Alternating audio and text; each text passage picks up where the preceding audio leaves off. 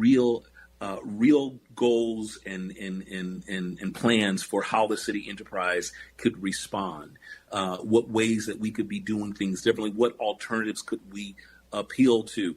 But that's also why I want to really deepen the relationship with the civil rights organizations here on the ground, whether it be out front, whether it be the Office of Trans Equity, all of these organizations where we're really working hand in glove, figuring out how to respond. By the way, the reason it's important too is because remember, for a very long time, the gay community had to create its own institutions and its own processes and its own planning to do that. We need to lean into that now. That's, again, one of the reasons I'm running for mayor too, is because when I started off my life in Washington, D.C. in the 90s, we were not that far from the years in Washington where you could be fired when they found out that you were gay. And we also were not, but we were still surrounded by some states like the state of Virginia that just even announcing that you were gay or someone seeing a picture of you at Pride could get you fired from your job.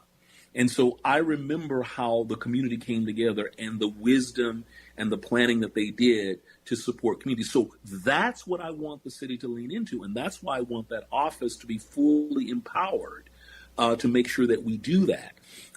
That's why, again, it was so discouraging to me that for 2 years we did not have the Trans Equity Summit. And no matter what details they throw at you, it is because that office was not fully empowered to lead and to do the work that we had symbolically said we wanted from them. And so what I really would be doing is not only, like I said, not capitulating beforehand.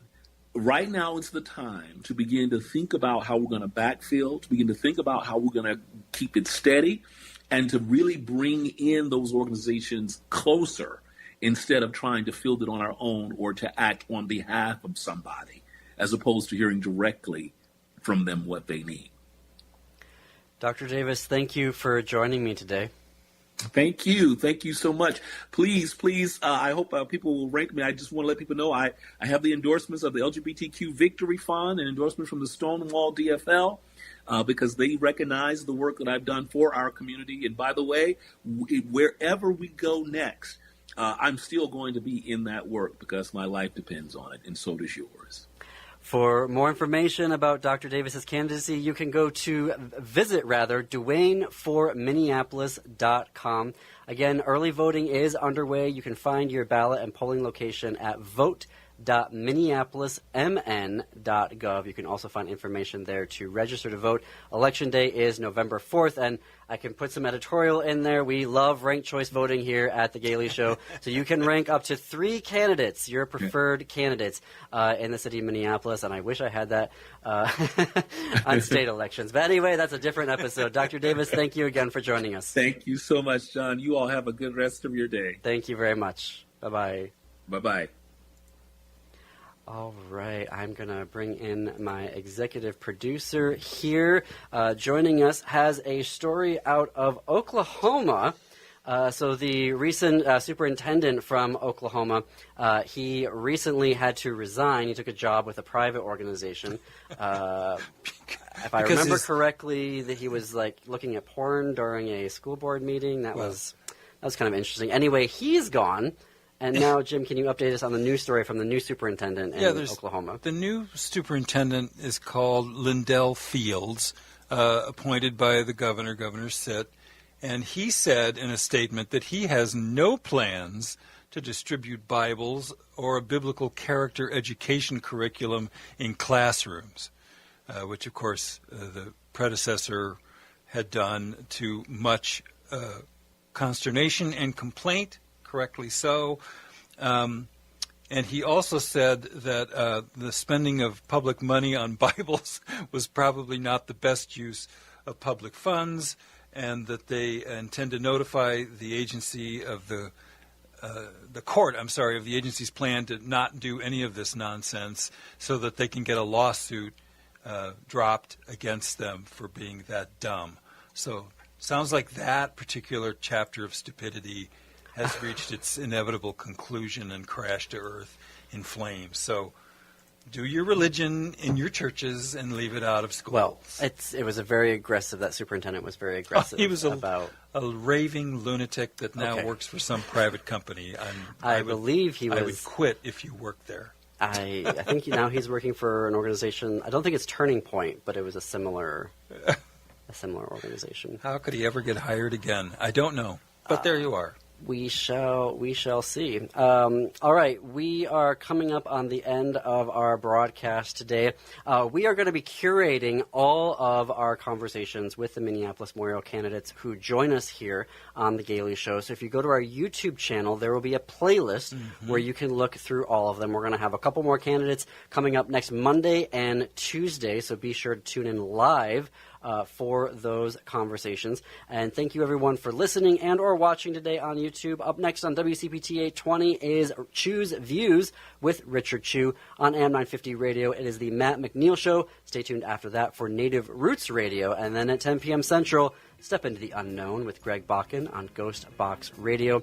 Again, check out our YouTube channel. We've got all sorts, hours and hours of progressive politics and analysis and author interviews and film reviews. YouTube.com/@TheGaileyShow. And until this time tomorrow, keep it queer, America. Keep it queer.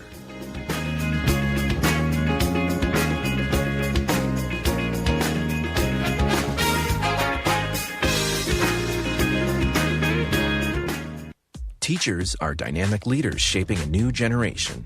They bring a variety of perspectives from diverse backgrounds, innovating how they teach to prepare students for our fast-changing world. They're skilled experts, discovering a universe of solutions, telling stories, inspiring, mentoring, connecting cultures, leading by example. Teaching is a journey that shapes lives. Are you ready? Explore teaching at teach.org, supported by the U.S. Department of Education and 1 million teachers of color. Victor deployed for the first time to Afghanistan in 2003. At 4 in the morning, my phone rang. They said, "I regret to inform you that your husband was wounded in action." Victor sustained a moderate traumatic brain injury. I was doing school full-time, and I was also then caring for Victor. One of the most important elements of caregiving is taking care of yourself. I just didn't want to forget that I also had goals and that I also had a life. What I did is I challenged Victor to meet me halfway. There are almost 6 million military and veteran caregivers across the nation. We have our own journey, and we can fulfill that journey at the same time that we are helping our loved one. Visit aarp.org/caregiving for a free military veterans guide to navigate your caregiving journey and better care for your loved one and yourself. Brought to you by AARP and the Ad Council. The impact of a meal goes well beyond feeding our bodies, because feeling full can sound like this. How did the interview go? I did it! I got the job! I can't believe it! And like this. Mom, I got first place at the science fair with my volcano project. That's amazing, sweetie. Congratulations. Because when people are fed, futures are nourished, and everyone deserves to live a full life. Join the movement to end hunger at feedingamerica.org/act now. Brought to you by Feeding America and the Ad Council. My name is Dale Pazinski. I volunteer with United Way to help the homeless in my community learn computer skills and build a basic resume. I don't just wear the shirt, I live it. Give, advocate, volunteer, Live United. Go to liveunited.org. Brought to you by United Way and the Ad Council. You're listening to WCPT 820, Chicago's progressive talk station, where facts matter and truth always wins. Stay informed, stay engaged. AP News, I'm Marcela Sanchez. President Trump has confirmed that the CIA is conducting covert operations inside Venezuela.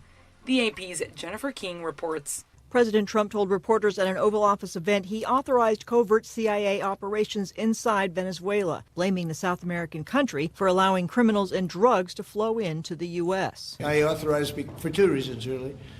Number one, they have emptied their prisons into the United States of America. The story was originally reported in the New York Times. Trump says he is also considering land operations there. Because we've got the sea very well under control. Early this month, the administration declared drug cartels to be unlawful combatants. Since early September, U.S. forces have conducted at least 5 strikes in the Caribbean, resulting in 27 deaths. U.S. officials familiar with the matter say the administration has yet to provide evidence to lawmakers that the boats targeted were in fact carrying narcotics, and human rights groups have raised concerns that the strikes amount to extrajudicial killings. The Coast Guard continues to interdict suspected smugglers, but the president says the traditional approach hasn't worked. We have much information about each boat that goes out. Jennifer King, Washington. The government shutdown is entering its 16th day.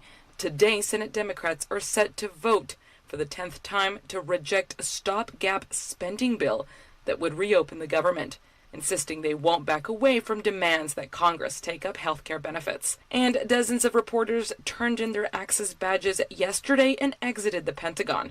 News outlets were nearly unanimous in rejecting new rules imposed by Defense Secretary Pete Hegseth that would leave journalists vulnerable to expulsion if they reported on information, classified or otherwise, that had not been approved by Hegseth for release. In sports, Malcolm Brogdon has retired after a 9-year NBA career. More information at apnews.com. This is AP News. A different kind of trade war has erupted, this time over peanut butter and jelly sandwiches. J.M. Smucker is known for its jams and jellies and peanut butter, and way back last century it introduced Uncrustables, a frozen PB&J sandwich with crust trimmed and edges crimped like a pie.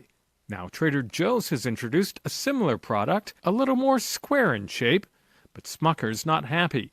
The company says it does not take issue with others in the marketplace selling prepackaged frozen thaw-and-eat crustless sandwiches. It's the design and packaging that it says is too similar. The same blue color used in Uncrustables lettering and a picture on the box of a sandwich with a bite taken out. That's all laid out in a lawsuit seeking restitution from Trader Joe's and surrender of all products and packaging to Smucker to be destroyed. I'm Ben Thomas. And I'm Marcela Sanchez, AP News. This is 8:20 a.m. WCPT Willow Springs and streaming worldwide at WCPT820.com. We are Chicago's progressive talk, where facts matter. Now, your WCPT 820 weather update. From the Weatherology Weather Center, I'm meteorologist Jennifer Wojcicki. We'll see mostly cloudy skies here for today with a high into the upper 60s. Southeast winds around 5 to 10 miles per hour. Then for tonight, a slight chance for rain showers here late. Partly cloudy skies develop, a low near 56. By Friday, partial sunshine develops, high around 75. Saturday, a chance for showers and storms, a high of 72. That's your latest Chicago weather update. Currently, it's 57. Sound familiar? At Mattress Firm, we understand there are many problems that can keep you up at night, like snoring, aches and pains, or sleeping hot. Our sleep experts have the unrivaled know-how to match you with a mattress that can help. And now at Mattress Firm, save up to $600 plus get a free adjustable base with select Sealy mattresses. For the great sleep you deserve, visit Mattress Firm. We make sleep easy. Restrictions apply. See store or website for details. Hey Google, play WCPT. Streaming Chicago's progressive talk from TuneIn. Welcome to Choose Views with Richard Chu. Get ready to dive into a world of insightful conversations and thought-provoking discussions. As progressives, our job is to have an all-inclusive, full-on assault with all of our players. A show that focuses on moving our political, social, economic, gender, and cultural conversation forward. And all of our players means all of our players. It's Choose Views. And now, here's your host, Richard Chu. Good Thursday morning, progressives. Chins up and shoulders back. It's time to fight.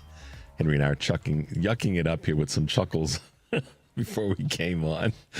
Oh, man. Welcome to the October 16th, 2025 edition of Choose Views, 773-763-9278.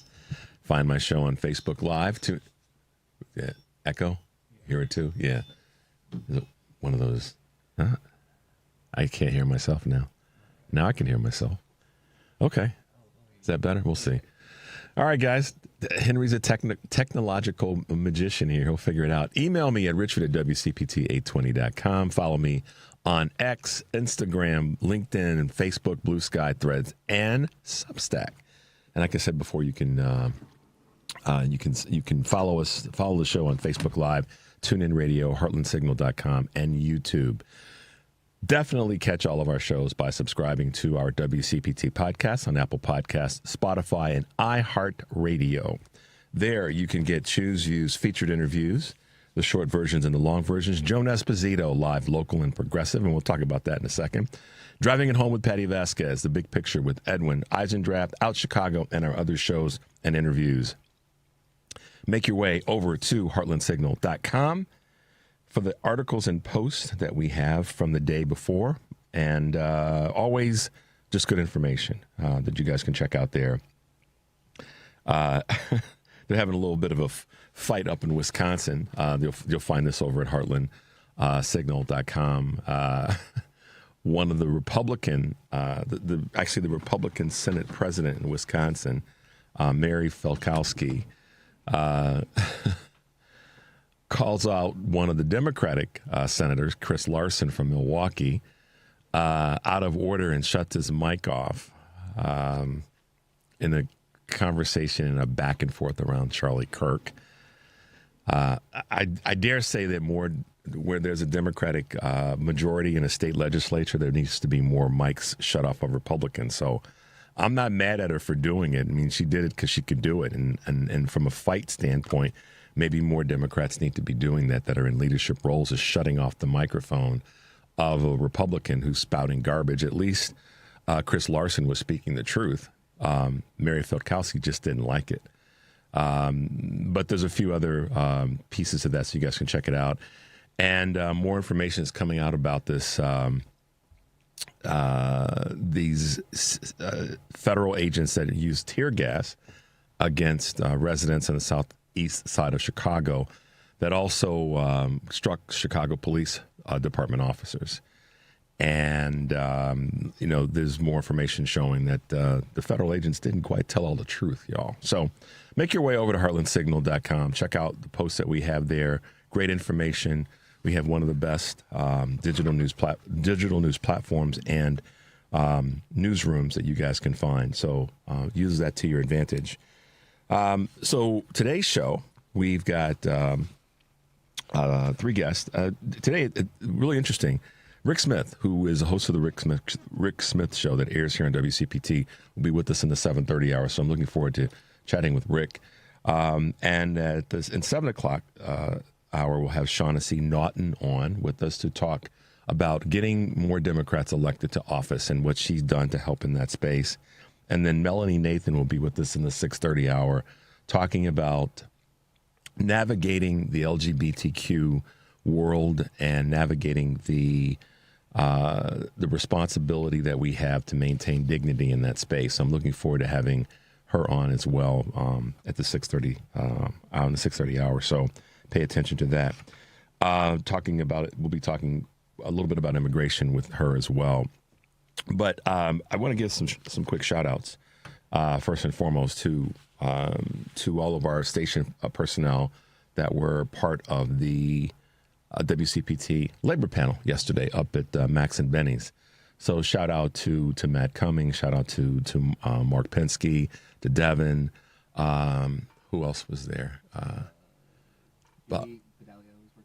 Lady B was doing the board. So shout out to everybody. I didn't get all the names, but that helped make that work, because when you're doing a remote, if you don't have both sides there and the remote side and the station side, you can't get it done. So much appreciation to all the folks that were part of that. And also shout out to the folks at Max and Benny's for having us. Shout out to Tom Hartman for his part in being there. But also Logan, that's who I was thinking. Logan and Bill.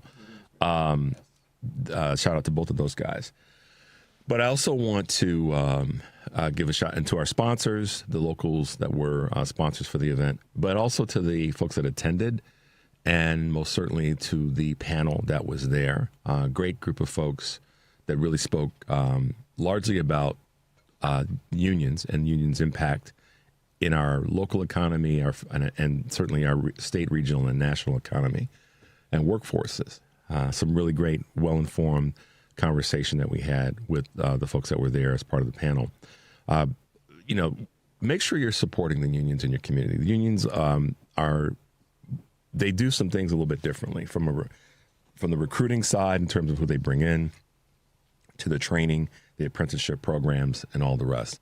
And that's pretty strong throughout the country. We here in the Midwest seem to have taken the lead in this conversation.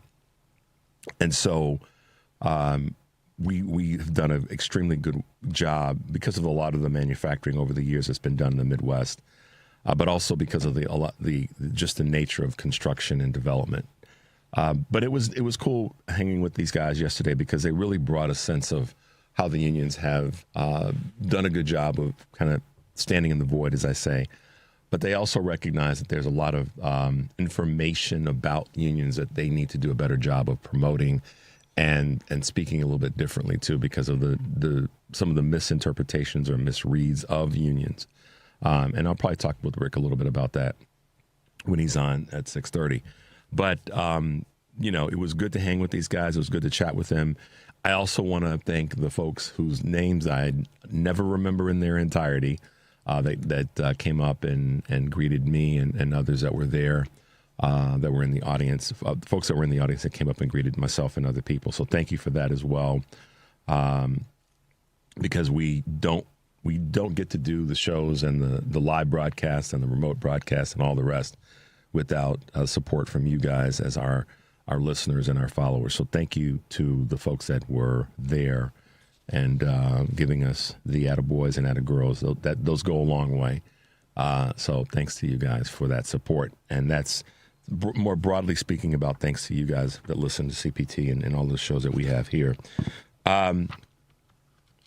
Immigration. One of the things that we talked about during the panel yesterday, Henry, was how immigration is impacting recruiting, and how immigration is impacting the workforces that are now dwindling because of the fear of what ICE is doing in certain communities. I had to kind of thread that together, but essentially the guys were all saying a similar, a part of the similar conversation, which is what's happening with immigration right now is poisoning their ability to recruit strong people, legitimate people who have their proper documentation, et cetera. And it's also impacting their ability to for folks to show up at work sites in the trades, because they now are worried about who's going to show up and start snatching people who are legitimate and not. I try to stay away from using the word legal versus illegal, but legitimate, have their papers, have their stuff, and how that's impacting the trade industry. The unions are concerned about that in a big way. So we're going to play a clip from a previous, we've played this before, but I just want to talk about this as it relates to some of the things that we learned yesterday. So check this out, progressives. Lee, I'll start with you because you are a naturalized U.S. citizen. I am. Does this strike some fear in you? How could it not? I'm not alone. There are 24 million of me in this country that are naturalized. You said 53% of the total amount of immigrants. And I think it just keeps bringing it back to the idea that this was never about illegals, about criminals. It was about who we don't want in this country. Because the amount of people that we're seeing rounded up, at immigration courts, they're there doing it correctly. And they're being rounded up and taken by ICE officers. Then we're talking about, does your birthright citizen count? Does that count? And then you talk about people like me who are naturalized. I came here as a student. I had a student visa. Then I had an H-1B visa. Then I had a green card, temporary green card, then a green card. Then I applied for citizenship. It is no joke. The common argument for undocumented immigrants in this country is, why don't they just come here legally? And The legal way is actually very hard. It is expensive. It is hard. It is complicated. We don't have nearly enough ways to come here legally. There's a lot of people who come in crisis and then think, okay, I'll just get my things organized once I'm here and my family is safe. I did it completely legally, and I can tell you it took years. It took thousands and thousands of dollars, and it took time. You're constantly jumping through new hoops to prove that you are not a problem. And now they're saying you did it entirely legally, and we can still take it from you because we're going to decide who's American. We're going to decide who counts, and we're going to decide what the rules are after the fact. That was Lee McGowan, also known as Politics Girl, on CNN a few weeks back, talking about immigration and to the point of what she said about folks being snatched up. We're going to take a quick break. When we come back, we'll talk a little bit more about that clip and then yesterday's labor panel. You're listening to Choose Views on WCPT, AM 820 in Chicago, WARR 1520 AM and 103.5 FM from Warren County, North Carolina. I'm Richard Chu. We'll be right back.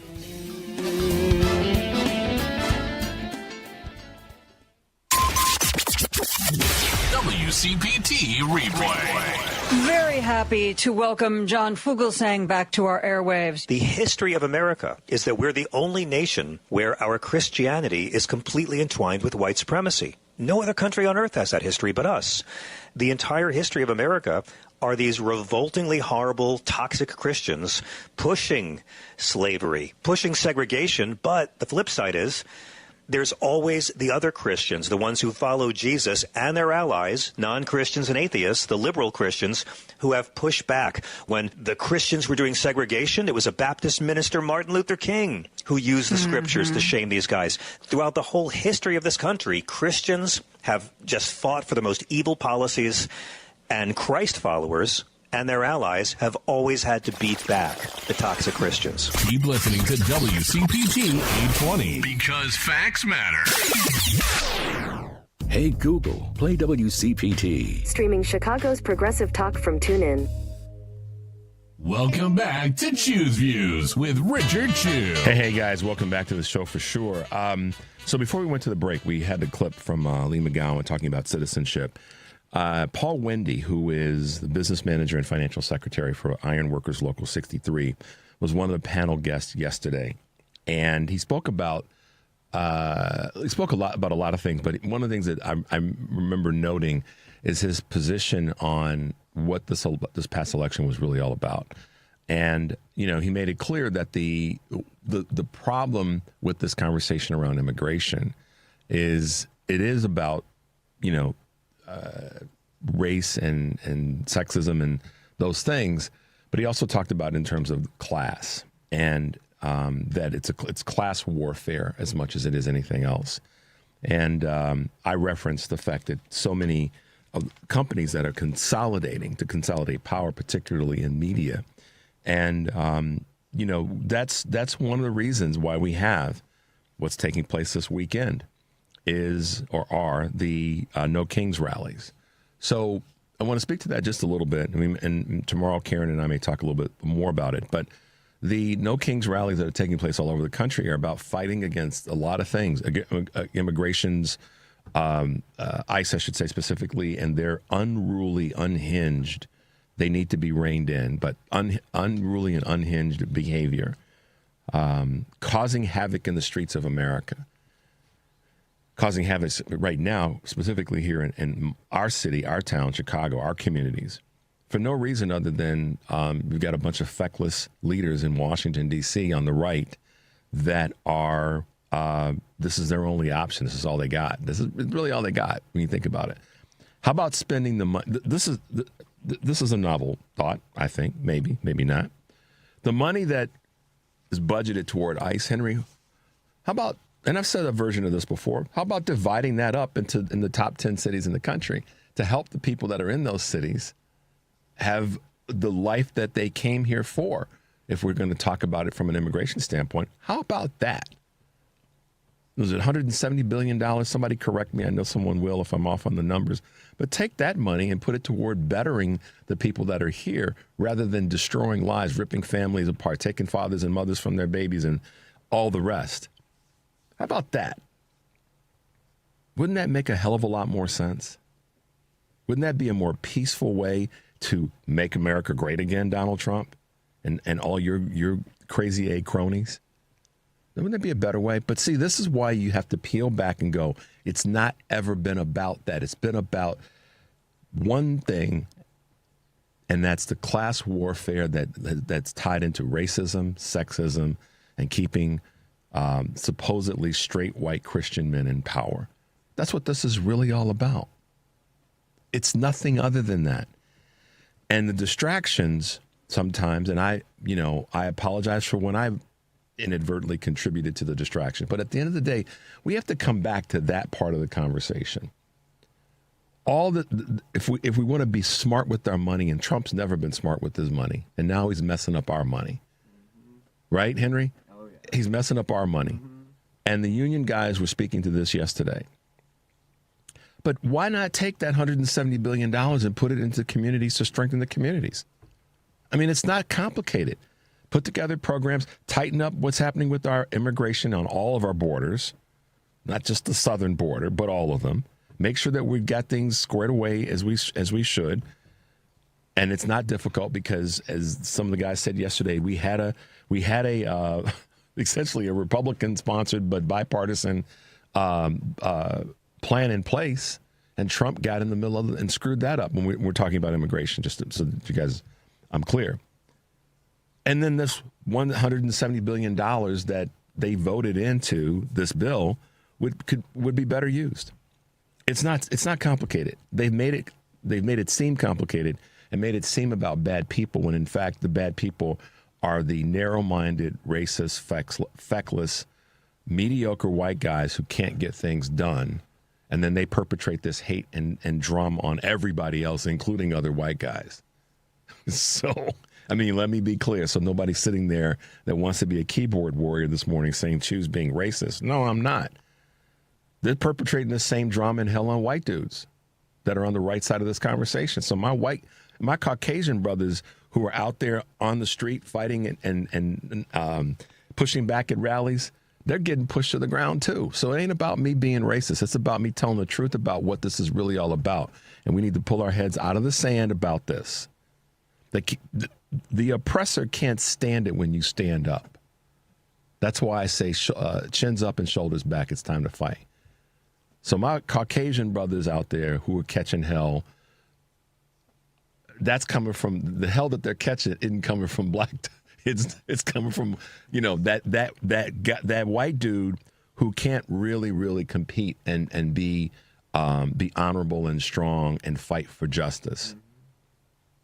And so when we look at this right now and we think about where we are and why this is happening and where the money's going, it's going toward harming our communities and not making them great, making them less safe, making people feel more unease, at ill ease, I should say. Apologize for that, guys. So I just had to speak to this because we have to remind ourselves. I have to remind me and do my best at reminding you guys that it's not about what they're telling us it's about. It's not at all about that. It never has been. And we have to keep reminding people that it's not. This weekend with the No Kings rally, I wanted to make sure I come back to the part of the point I want to make to this. The No Kings rally is about that. It's about fighting fascism. It's about fighting oppression. It's about fighting racism, sexism. It's about fighting against snatching people. It's all of that. So the thing that I want to remind everybody of is just to be safe, to be smart. If there happens to be officers that are at the various rallies wherever you are in the country, which they probably will show up because they're punks and they're feckless and they're looking for low-hanging fruit, Henry, just be careful, y'all. Somebody steps to you, step back so you don't get them to say that you push them. Everybody be, right, Henry? You're standing there and they move toward you and the natural reaction sometimes is to do the same thing. They want to use that as a way to say that you attacked them and threaten their lives. They got on a Kevlar vest, helmets and masks and guns, but yet you made them feel threatened. Oh, no, exactly. What a punk. What a punk. But that being said, I want y'all to be safe. And safety comes in a couple of packages. And my wife reminded me of something this morning. be safe in where you go. Make sure you go with someone best you can. Don't go by yourself. Make sure you take your ID with you. Maybe not take all of your credit cards and all your stuff with you. Just take your ID and some pocket money to get, if you got to take a taxi or whatever, wherever you are, just, be mindful of that. And just make sure that you are prepared. If you're going to be filming something or someone, be conscious and mindful of your surroundings so that you don't step back into somebody and knock them over and have them get knocked into an ICE agent if there's one there, or an officer, and suddenly they say he or she came after me. Just be mindful of that kind of stuff. Okay. I just want everybody to be safe. And my wife kind of reminded me of that this morning, because we're going to attend some stuff. So you guys, please be safe this weekend.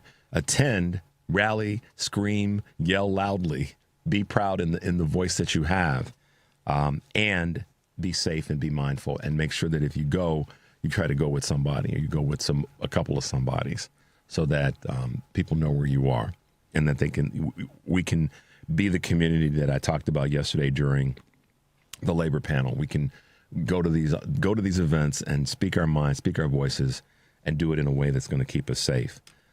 So just wanted to kind of tie that all together about what this is really all about. And we can't forget that this is not about making America great again.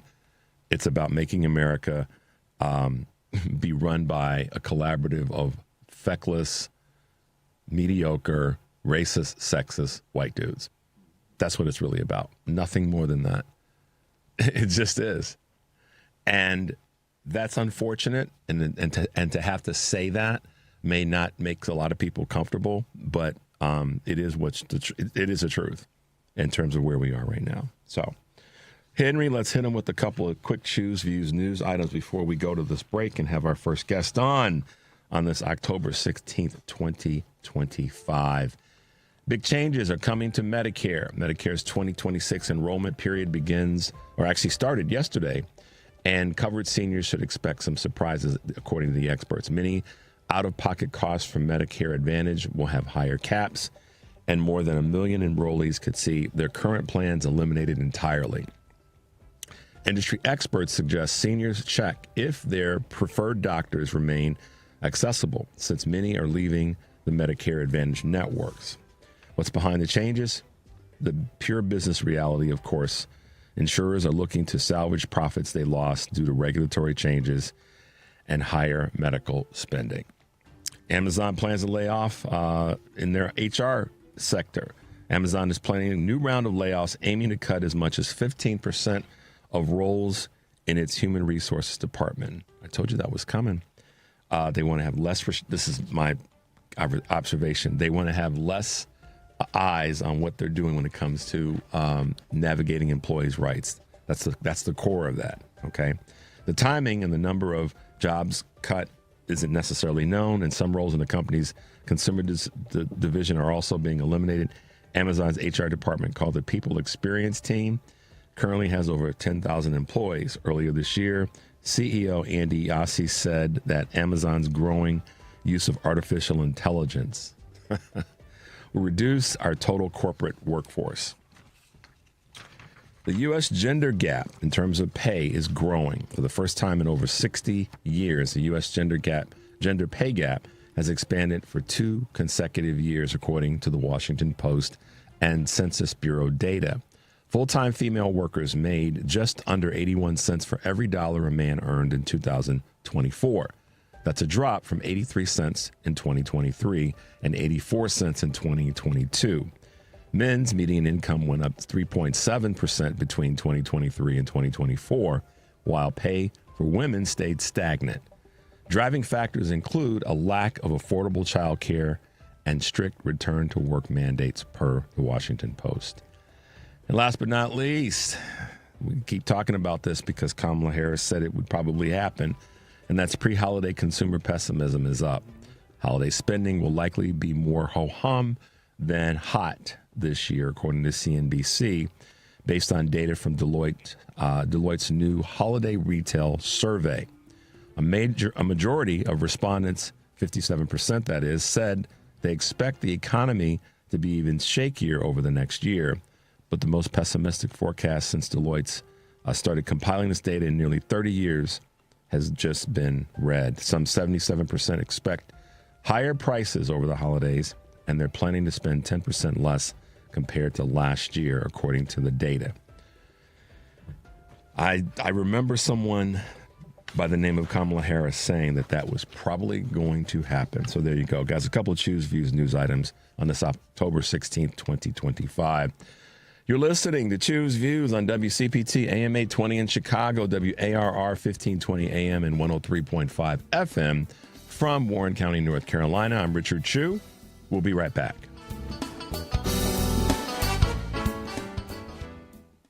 When you bundle renters and auto with Progressive, you can save while protecting your most valuable possessions, like your really expensive limited edition sneakers and your new suit for your cousin's wedding. Except you never actually bought the suit because you can't stop buying sneakers. So you show up to the wedding looking like you're going grocery shopping. But hey, at least your sneakers will look good in the pictures, until you're cropped out of every last one of them.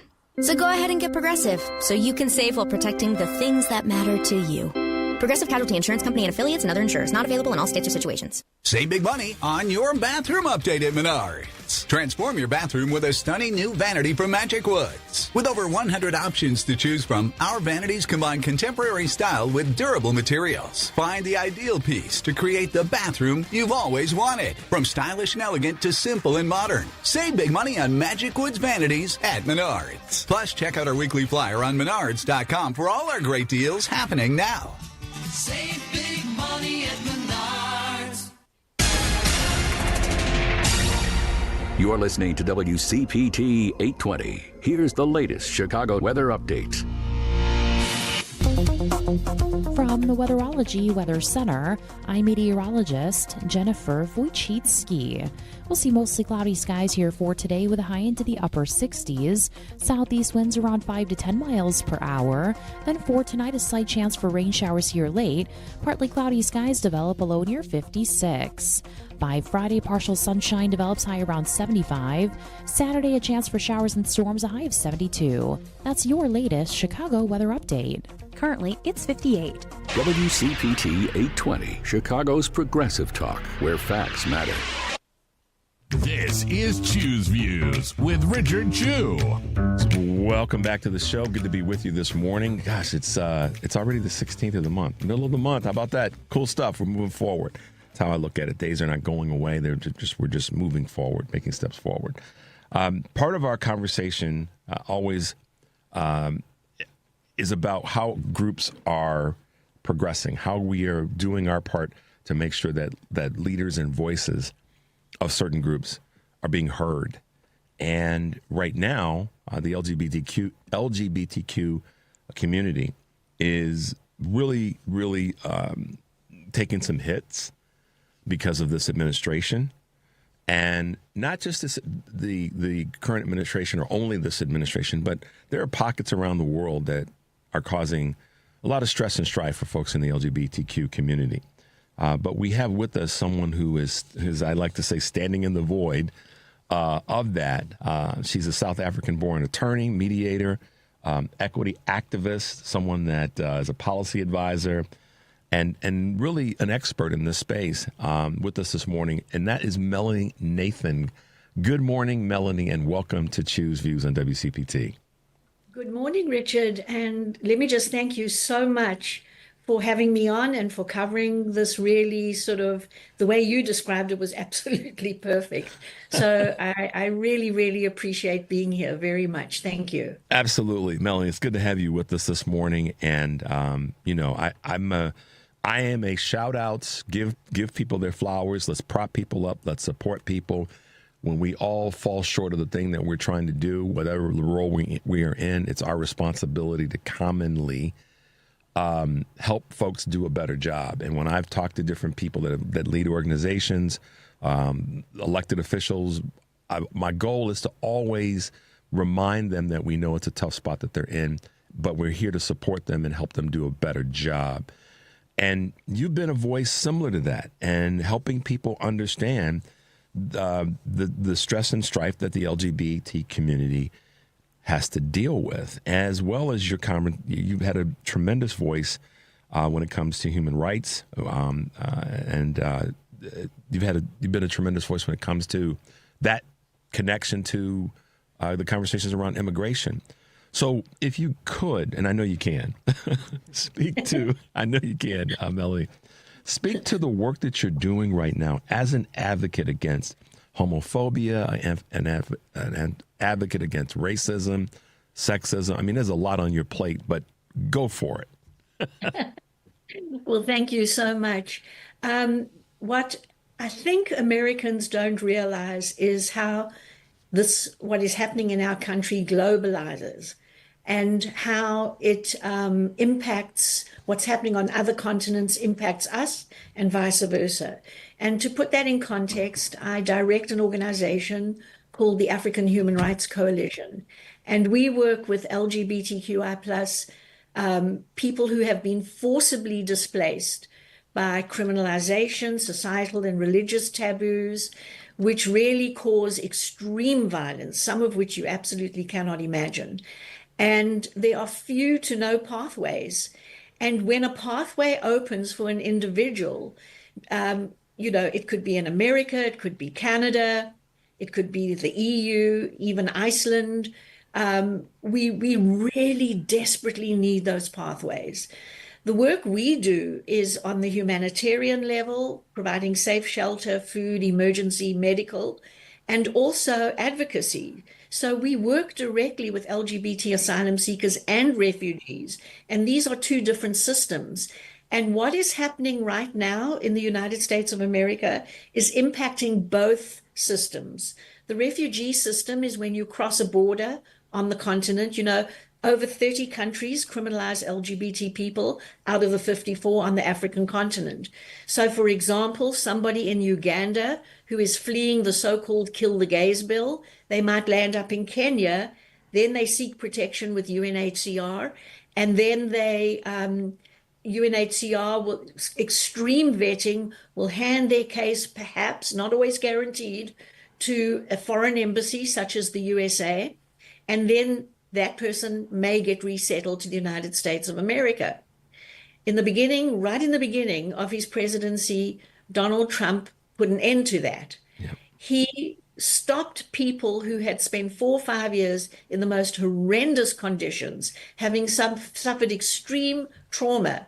He put them he put them on hold, and he said, "No, you're not coming." And what did he do? Let's make America white is what he did. And so what he did was he went to South Africa, and he picked out a whole lot of white South Africans, literally at the expense of thousands of people waiting of color. And he said to those white South Africans, "We welcome you with open arms." Now, there's no reason maybe not to welcome those particular people, but get in the system and have the same process. So that is the refugee side of it. Then we have and I've cut a long story short, believe me. There's one aspect I want to add to that for LGBT people. When someone goes from a country to another country to seek protection, invariably they are going into a hostile host country. So the example I used, Kenya, also criminalizes LGBT people. So these are refugees who are vulnerable beyond the point of how vulnerable all refugees are. They have that extra layer of vulnerability where they are not even safe in host countries. Then the second part to this whole equation is the asylum seeker. Now, these tend to be people who manage to get into the United States without having to go through the UNHCR system of resettlement or other forms of resettlement.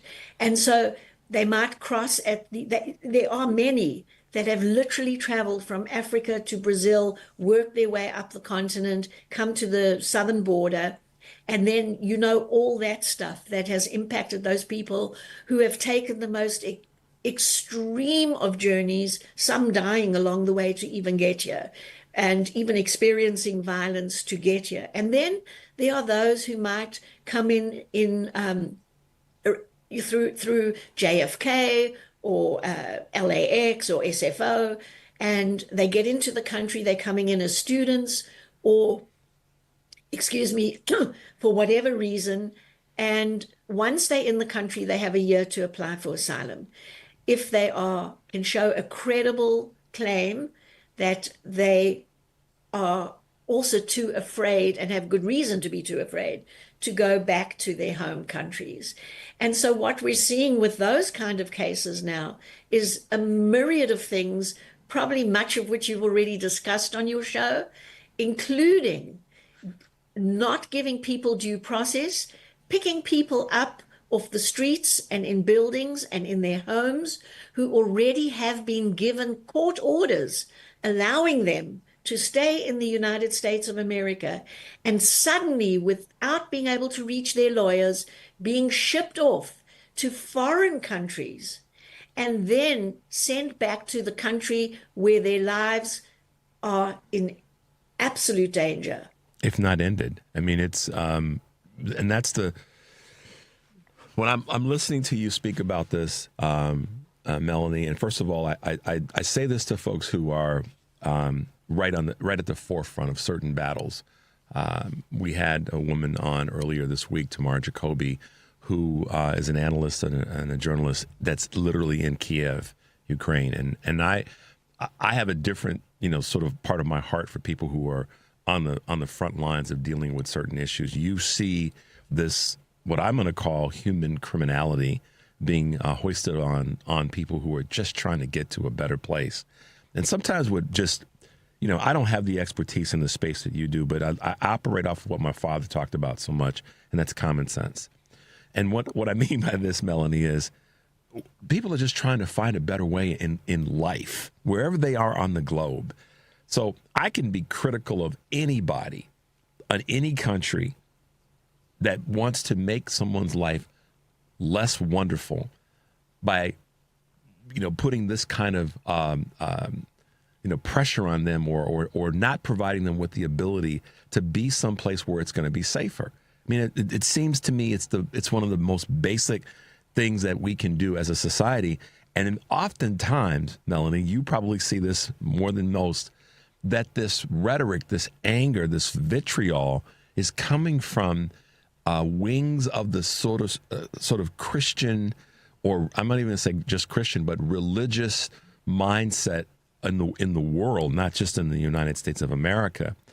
And if one is to be of faith or call themselves of faith, whatever that faith is, it seems to me that one of the most basic tenets of faith is to welcome your neighbor, is to be embracing of the person that's not like you, to the extent that you can help their lives. You can do your part to not let their lives get any worse, but try to make it just a little bit better.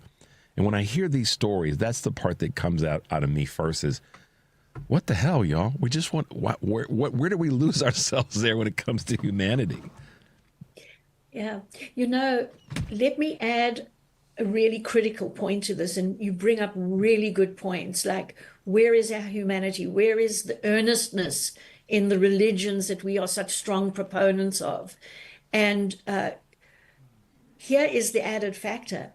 It is the American evangelicals that spent $54 million over a certain period of time and went to these African countries to propose heightened criminalization. So, and there's plenty of evidence of this. I mean, it's just a matter of... I did not know that. Yeah. So you not only it's incumbent on, let's call it the other Christians, the ones who don't want to see LGBT people suffer life or death harm and trauma and extreme violence. It's much more than a better life. It's about survival. And so for the faith and those people that you mentioned and those values that we all hold so dear, these are the people that should be coming out and speaking right now and saying, stop your project 2025 implementation, which includes going to Africa and doing what you've done so that you can bring it back here. All of this heightened when LGBT people started getting more equality in should we say, Western contexts. And so that's when it really, they always had, since the 1800s, the penal codes that were imposed on Africa from the colonizers. And now it's this recolonization that's happening, and then when we try and say, look, you can't have these heightened punitive measures against gay people because it's a catalyst and licenses violence. We're told, well, it's un-African to be gay, and we're told we are a sovereign country, we can do anything we want, and all of this is empowered by these external evangelicals and others that have gone down there and caused this. And this is not a truthful. So when you speak about rhetoric, this is not a truthful way of reflecting the context and the history. And no one can say that a human condition or a humanness is un-African or un-anything. It's you just cannot say that, because human sexuality is not a choice. Human sexuality is natural. Yep. It's interesting that we go into this conversation and inevitably religion, faith, if you will, plays its part. You're listening to Choose Views on WCPT AM 820 in Chicago and WARR 1520 AM 103.5 FM from Warren County, North Carolina. I'm Richard Chu. We're talking with Melanie Nathan. Melanie is a South African-born attorney, mediator, equality activist, and human rights advocate. Melanie, we were just a moment ago talking about the impact of religion. I did not know, and I dare say that I don't know how many people know or knew the monetary impact of evangelical Americans going into the continent of Africa. I did not know that. And like I said, I know a lot, but I don't know everything. I wasn't aware of that. And now that you've said it, it leads back to something that I think about with Dr. King, who talked about, in many cases, he said it's, the ultimate tragedy isn't necessarily the oppression. It's the silence. When silence, when he's more concerned about the silence of our friends than the problems that come from the oppressor. And I'm kind of mashing together a lot of things that he said, but the point he was making is when those who have a certain amount of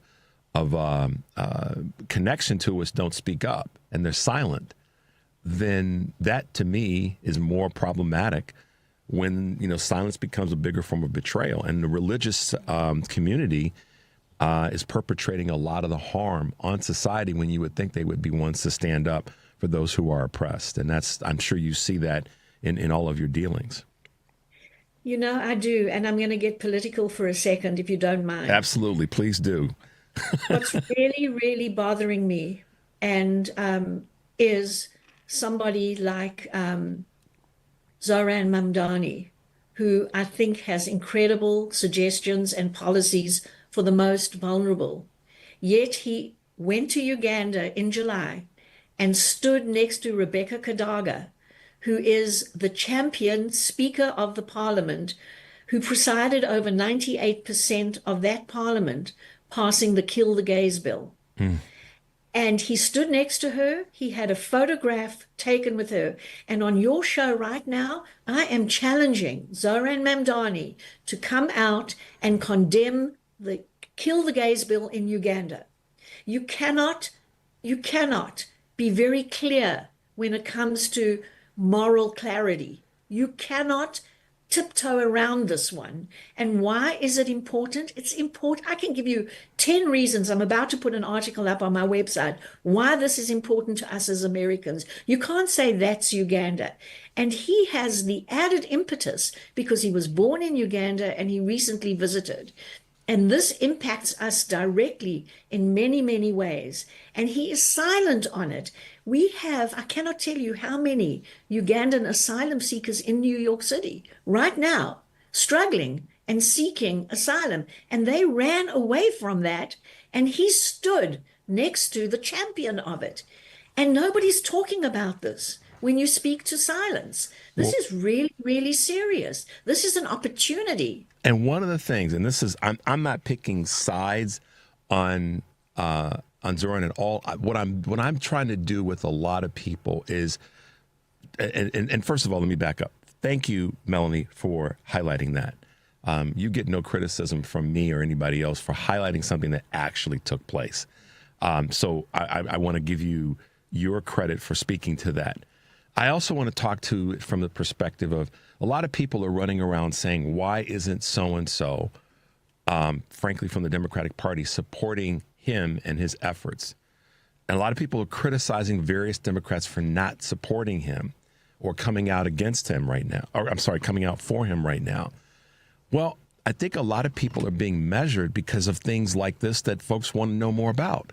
So I don't have a criticism of a current elected official, whether it be state, local, federal, saying, you know, if I get there, I'm going to get there, but I'm not going to be forced to automatically endorse somebody if I have some issues with things that they've done.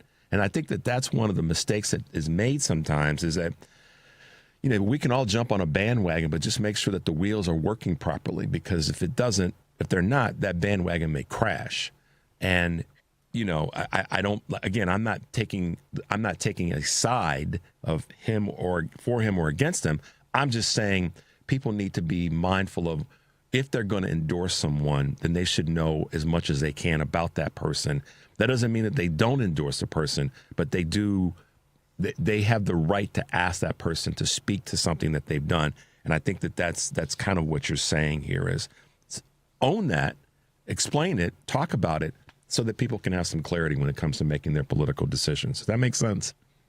Absolutely. And there is a political obligation. But if you don't mind me mentioning just a couple of reasons in terms of how it impacts Americans to speak out against that, there is a health concern spillover that comes to our shores when you don't support the right policies on the continent of Africa.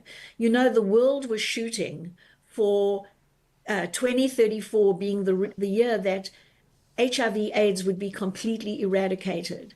I can spend an hour on your show just talking to how this government's policies with taking away US aid and everything that this government has done, how it has impacted the health concerns on the continent of Africa, and how also the Kill the Gays bill will drive people underground and hurt that goal of 2034, which is one that we were headed towards. Right. That's why he needs to speak out against it, because there's spillover that comes to our continent. There's also the very ideals of what we stand for and who we are and who we support. You cannot speak out of one side of your mouth to support the most marginalized on the continent of America and do the opposite on the continent of Africa. You just don't get to do that. Yeah, and that's one of the biggest challenges right now for a lot of folks running is that are you looking at your stance just for the United States of America, or are you looking at it in terms of the global impact? Well, and that leads to a question that I do want to get to and ask you.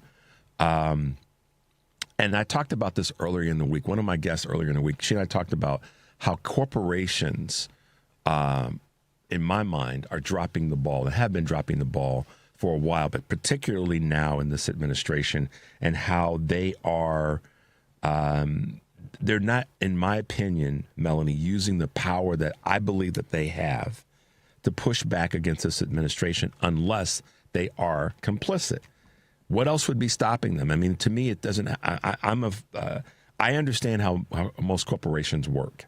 And I understand that they've got a responsibility to their shareholders. I get that. But I want to ask you this question in relationship to them being complicit on a global scale when it comes to harms against humanity, harms against our LGBTQ communities, and frankly, their participation in what's happening with global immigration.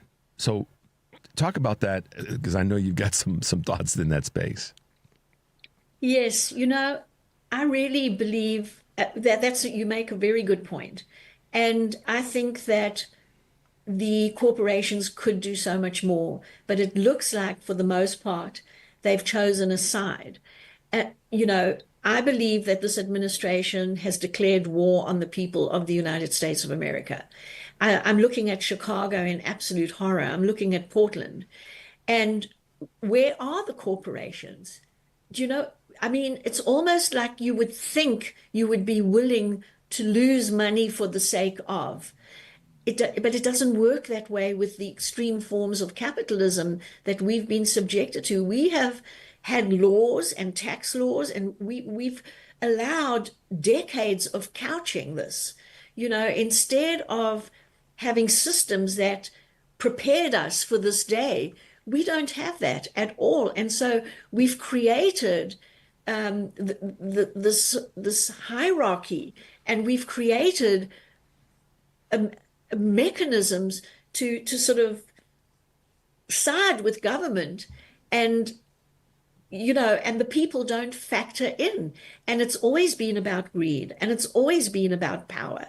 You know, when I see some of those CEOs normalizing what this regime is doing, standing next to them and patting each other on the back and carrying on, and you know, I just, all I see is power and greed, and they all fattening each other up, and the people are cast away. And this is what capitalism without guardrails has led to. And I don't think that it's going to change unless America pulls a South Africa. If you remember apartheid, what brought apartheid to their knees? What got Mandela out of prison? It was when 40 million disenfranchised people out of 44 million said, we're not going to work tomorrow. Yep. And we're not catching that bus. It's just like the boycotts that took place here in the United States in the 60s during the height of the civil rights movement.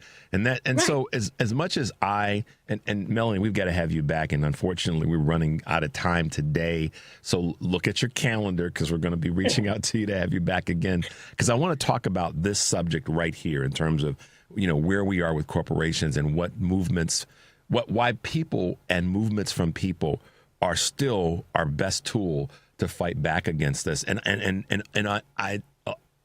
know that a lot of people might think, how in the hell could you be, meaning Richard, asking a question about what corporations' role is in this? My question isn't about what corporations should or should not be doing. It's why they don't realize their power. And their power should be directed toward, the power should be partnering with the people rather than with the other corporations. That's how I see it. I recognize that that's not what they're doing. But Melanie, gosh, it's great to have you on in this short period of time. We've got to do this again because I want to get your take on so many other things when it comes to this U.S. global partnership and frankly, in some ways, deficiencies that are there. Would you be willing to come back and hang with us again in the future? I would come back 100 times. I really enjoyed the conversation, Richard. I would love to come back. Melanie Nathan, how can folks find you real quick? Yeah, AfricanHRC.org is the website for the work that I do. And I'm also a country conditions expert witness in the asylum courts, and that page is on that website as well. So it's AfricanHRC.org. Fantastic. Melanie Nathan, thank you so much for being with us. We look forward to getting you back on the show sooner than later so we can talk more about these very important topics, okay? Thank you, Richard. I'm very grateful. You too. Have a great day. You too. All right, guys, you're listening to Choose Views on WCPT AM 820 in Chicago and WARR 1520 AM and 103.5 FM in Warren County, North Carolina. I'm Richard Chu. We'll be right back.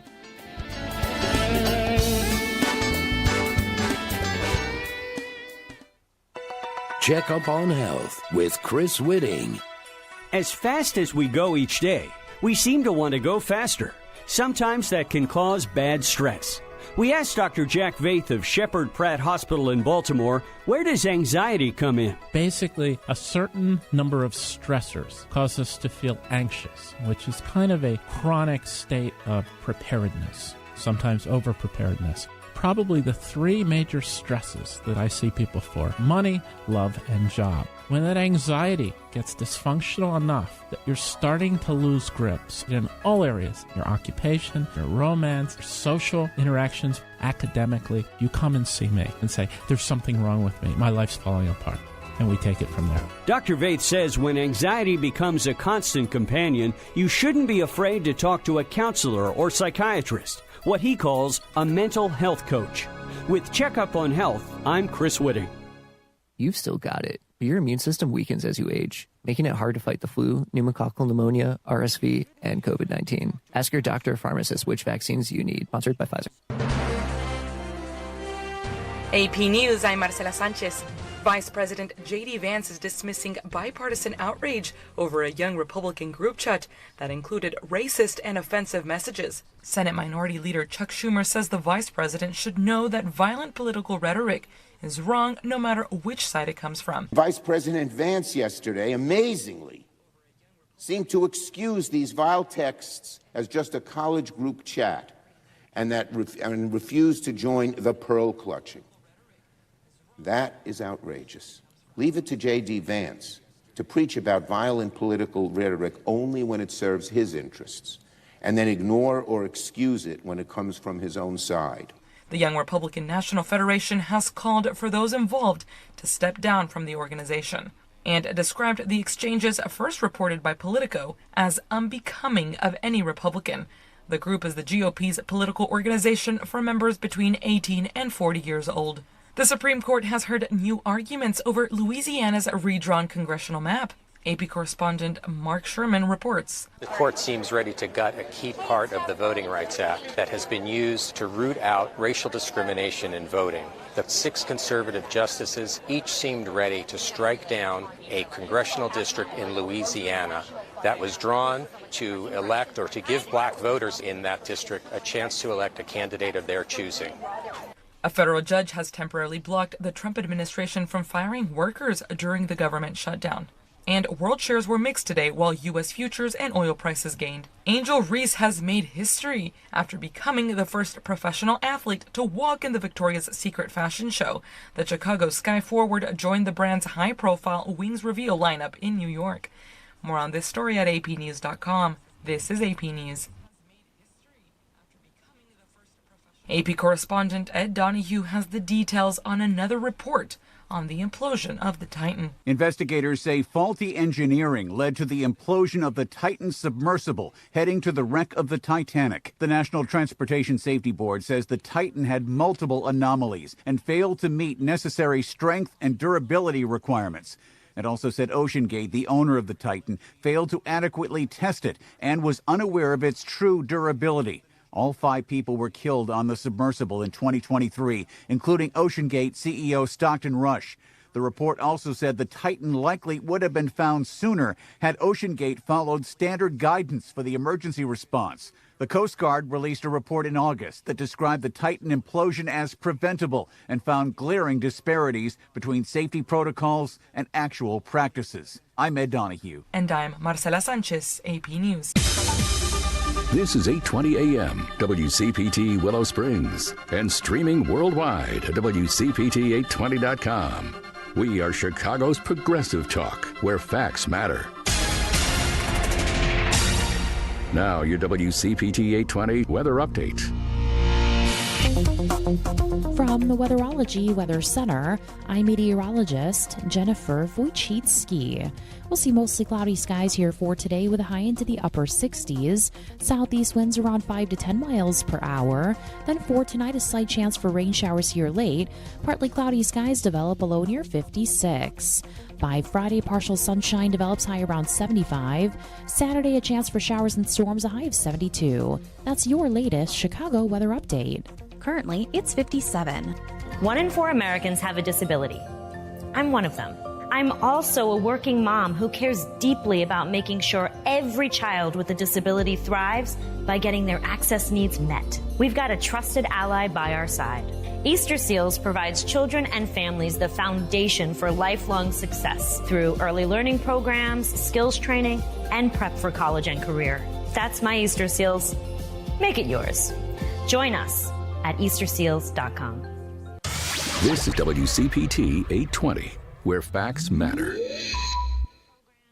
Welcome back to Choose Views with Richard Chew. Hey, guys, welcome back to the show.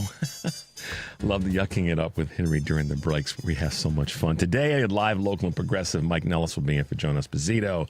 Daniel Biss, mayor of Evanston and candidate for Congress.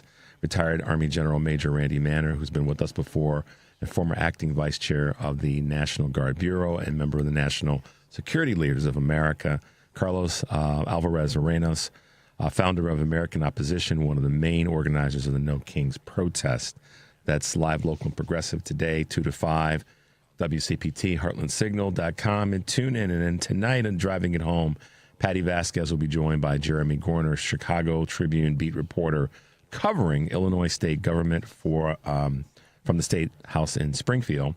He'll have a fall veto session update for us. Brad Vartan, the vice president of the Humboldt Park Health Foundation, and John Fugelsang, best-selling author, now friend of WCPT, and author of The Separation of Church and Hate, A Sane Person's Guide to Taking Back the Bible from Fundamentalist, Fascist, and Flock-Fleecing Frauds. Say that 2 times fast, not even 3 times. Tomorrow's Friday. Guess what? Karen Byrne from True Blue Politics Podcast will be with us. Jamie Bussell, Senior Program Officer at the Robert Wood Johnson Foundation, and our good friend Michelle Duster, author, educator, historian, Chicago native, and of course known by many as the great-grand daughter of Ida B. Wells. Looking forward to having our folks with us tomorrow. All right, so as I put it, if you're looking to run for a congressional seat or run for a seat politically, there are some ways to do it, and there's some people that are out there that know how to get it done. And the organization 314 has been at the forefront of making that happen, or at least helping in that process. With us this morning is someone that you may not really think would go down this role. A chemist who ran for Congress and later founded the organization 314 Action.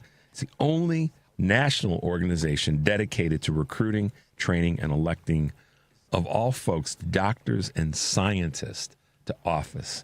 And who do we have with us? None other than Shaughnessy Naughton. Good morning, Shaughnessy, and welcome to Choose Views on WCPT. Good morning, Richard. Thank you for inviting me. Absolutely. Glad to have you on the show. Listen, I joke about this, but I joke in a very positive way. It's great. We have smart people on my show, and I'm grateful and blessed that we get to have really smart people on our show. Not just formally educated smart, but people that have got a tremendous amount of common sense and experience in their craft. And you are one of those folks. I mean, you started an organization that's really designed to do something very specific, and that's to help doctors and scientists, folks with that type of sort of scientific training and degrees, run for political office. How amazing has that been, and what was the genesis for you to put together an organization like that? Well, it really has been amazing. We're coming up on 10 years of electing scientists and physicians, having already elected over 500 to state, local, and federal offices. This grew out of my own experience. Like you said, I was a chemist. I worked in drug discovery, and then ran a business for over a decade. And in 2014, I was just growing increasingly concerned with the anti-science rhetoric out of so many politicians, the fact that, we had just been through the Sandy Hook massacre and nothing was being done about gun violence, that Congress was voting for the umpteenth time to repeal the Affordable Care Act rather than make health care more accessible and affordable. On climate, continuing to do nothing, even though the science was really clear about what we need to do to address the climate crisis. And so what became obvious to me was that this wasn't a problem of science. Science pointed us towards how to solve these problems. The problem was with the politicians, and the only way to change that was to change the politicians. So I honestly rather naively decided to run for Congress in Bucks County, Pennsylvania, where I'm from. Jumping into congressional race is not dipping your toe in the water. It's going right into the deep end. And I learned a lot. I was not the preferred candidate and, had to get really creative. And so started reaching out to chemists and making the case that even if they couldn't vote for me, we would benefit by having a chemist in Congress. And just started building this network that, when I did not win the congressional race, but what I did was I went on to found 314 Action to recruit, train, and elect scientists to all levels of government with the thinking that we really benefit by having that diversity of experience, those data-driven, fact-based thinkers, and recognizing that it doesn't happen on its own. Yeah. Shaughnessy, one of the things that I've got to say, first of all, kudos to you for, like you said, it wasn't just dipping your toe in the water. You had to jump into the deep end without a life preserver or anybody near the shore. Say, Sean, come over here. We got you. That didn't happen.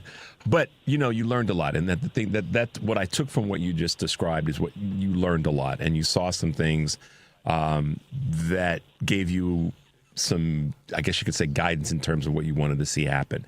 So there's so much I want to talk to you about in this space, because I'm always asking myself, what can we do to have a better educated electorate so that we have a better end result in terms of who we elect? And so one of the words that I wrote down a few words, but one of the words I wrote down when you were describing the lack of that approach to who we elect is education. And it seems to me that our educational systems, and I'm not, talking about public versus private and, the charter system and all all that stuff. I'm just saying education in general, in our country has dwindled so much, or the importance of education has dwindled so much, it seems, that we don't care about the people who we elect having experience in the areas that they need to be proficient at. And one of the best examples, and I know you got a lot to say about this, is RFK has no medical prowess at all, but yet he's leading the organization that is the most significant medical and health organization that we have in America. So how, where do you see education of our society, or how do you see that plays into where we are right now? Yeah, I think it's a multi-pronged problem. One is I don't think we teach enough civics education in elementary and high school. It's hard for people to get engaged in our democracy if they don't understand how it works. And I do think we need to do a better job of explaining that and explaining how you can get involved. When it comes to RFK Jr. and his disastrous leadership at HHS,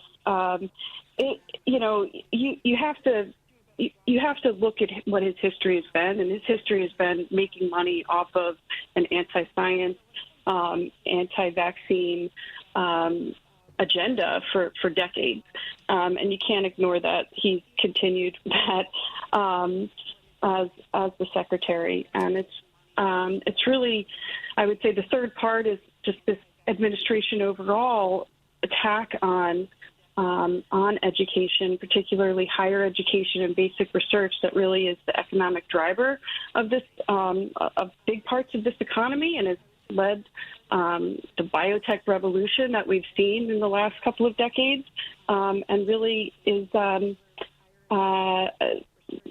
very troubling about what that looks like for our future if this administration continues its assault on basic research and higher education. Thank you for addressing that, because one of the things that I see, you talk about doctors and more scientists being elected to offices, and if we look at our national elected officials, the Republicans have some doctors that have been elected, and they're varied in their medical profession, from orthopedic surgeons to optometrists to general physicians and all the rest. But it seems as though that knowledge hasn't really transferred over to, oh, yeah, let's have better policy. Because from a scientific standpoint, we know that if we don't do X, or if we do X, that that's going to be either a benefit or not a benefit. And I'm just trying to give you a top line that you can take and kind of apply your thinking about this as a chemist to why Republicans don't see that that their medical background and training should allow them to see that, hey, yeah, that policy from HHS makes absolutely no medical or scientific sense. Take it away, Shaughnessy. Yeah, I mean, it was really disappointing that Senator Cassidy, who also is a gastroenterologist, voted to approve RFK Jr.'s nomination when he frankly knew better. And you've seen him being extremely uncomfortable with the policies, particularly around vaccine misinformation that the secretary has put out. But honestly, this is why there is a clear difference between the types of folks that we help to elect and the Republican doctors in Congress. We support scientists and physicians that support the scientific consensus on climate and want to do something about it, and support legal access to abortion services. And that is a clear distinction between, the Republican members, many who are even OBGYNs that don't support abortion access. So there is a clear difference between, what our folks represent and what the Republican caucus does. Without a doubt. You're listening to Choose Views on WCPT AM 820 in Chicago, WARR AM 1520 and 103.5 FM from Warren County, North Carolina. I'm Richard Chu. We're talking with Shaughnessy Naughton, who is a chemist, ran for Congress, and later founded 314 Action. So let's talk a little bit about the goals for 314 Action, Shaughnessy, in 2026. What is the organization saying, this is what we've got to get done, or these are the things that we've got to get done as we're ending 2025? We know there's going to be various elections that will take place in a few weeks in November. What are you guys saying? Okay, doggone it, this is what we've got to get done. Sure. Well, I think we need to win back a Democratic majority in the U.S. House of Representatives, and the path to doing that is through our Democratic scientists and physicians that are running in some of the most competitive races for the House across the country.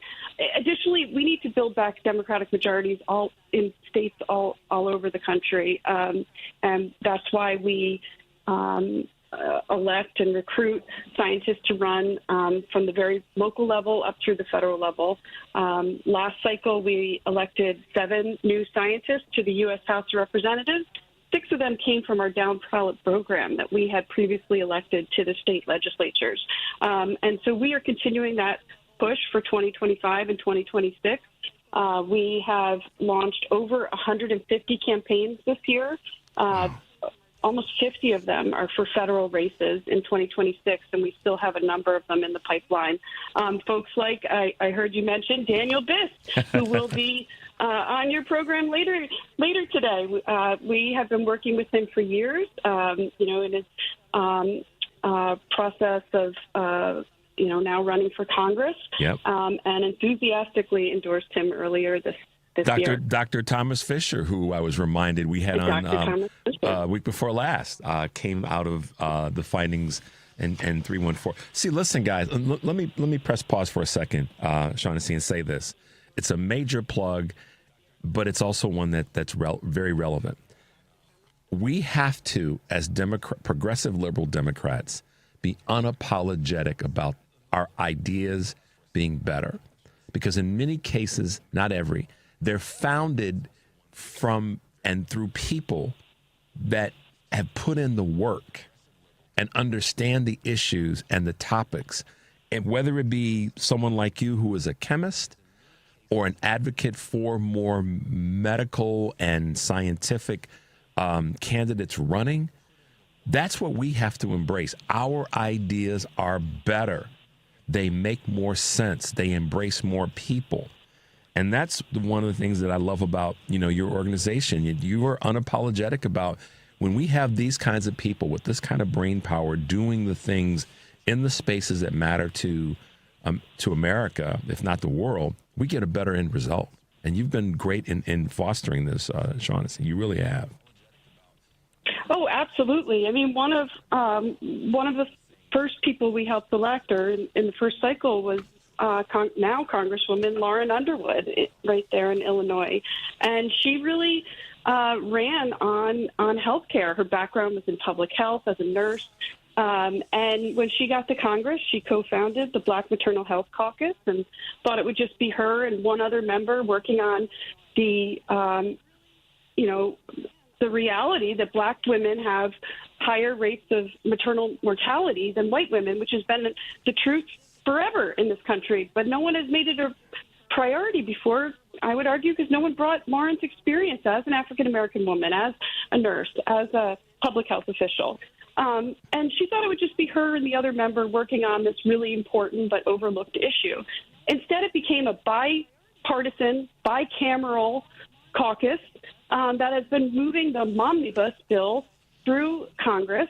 Parts of it have been signed into law to address Black maternal health, but really maternal health at large in this country. And it shows, why it is so important to bring in these people with different backgrounds and experiences, and has been, an inspiration to me, to see what these folks these scientists and health professionals that we help elect, what they are able to accomplish once they get into office.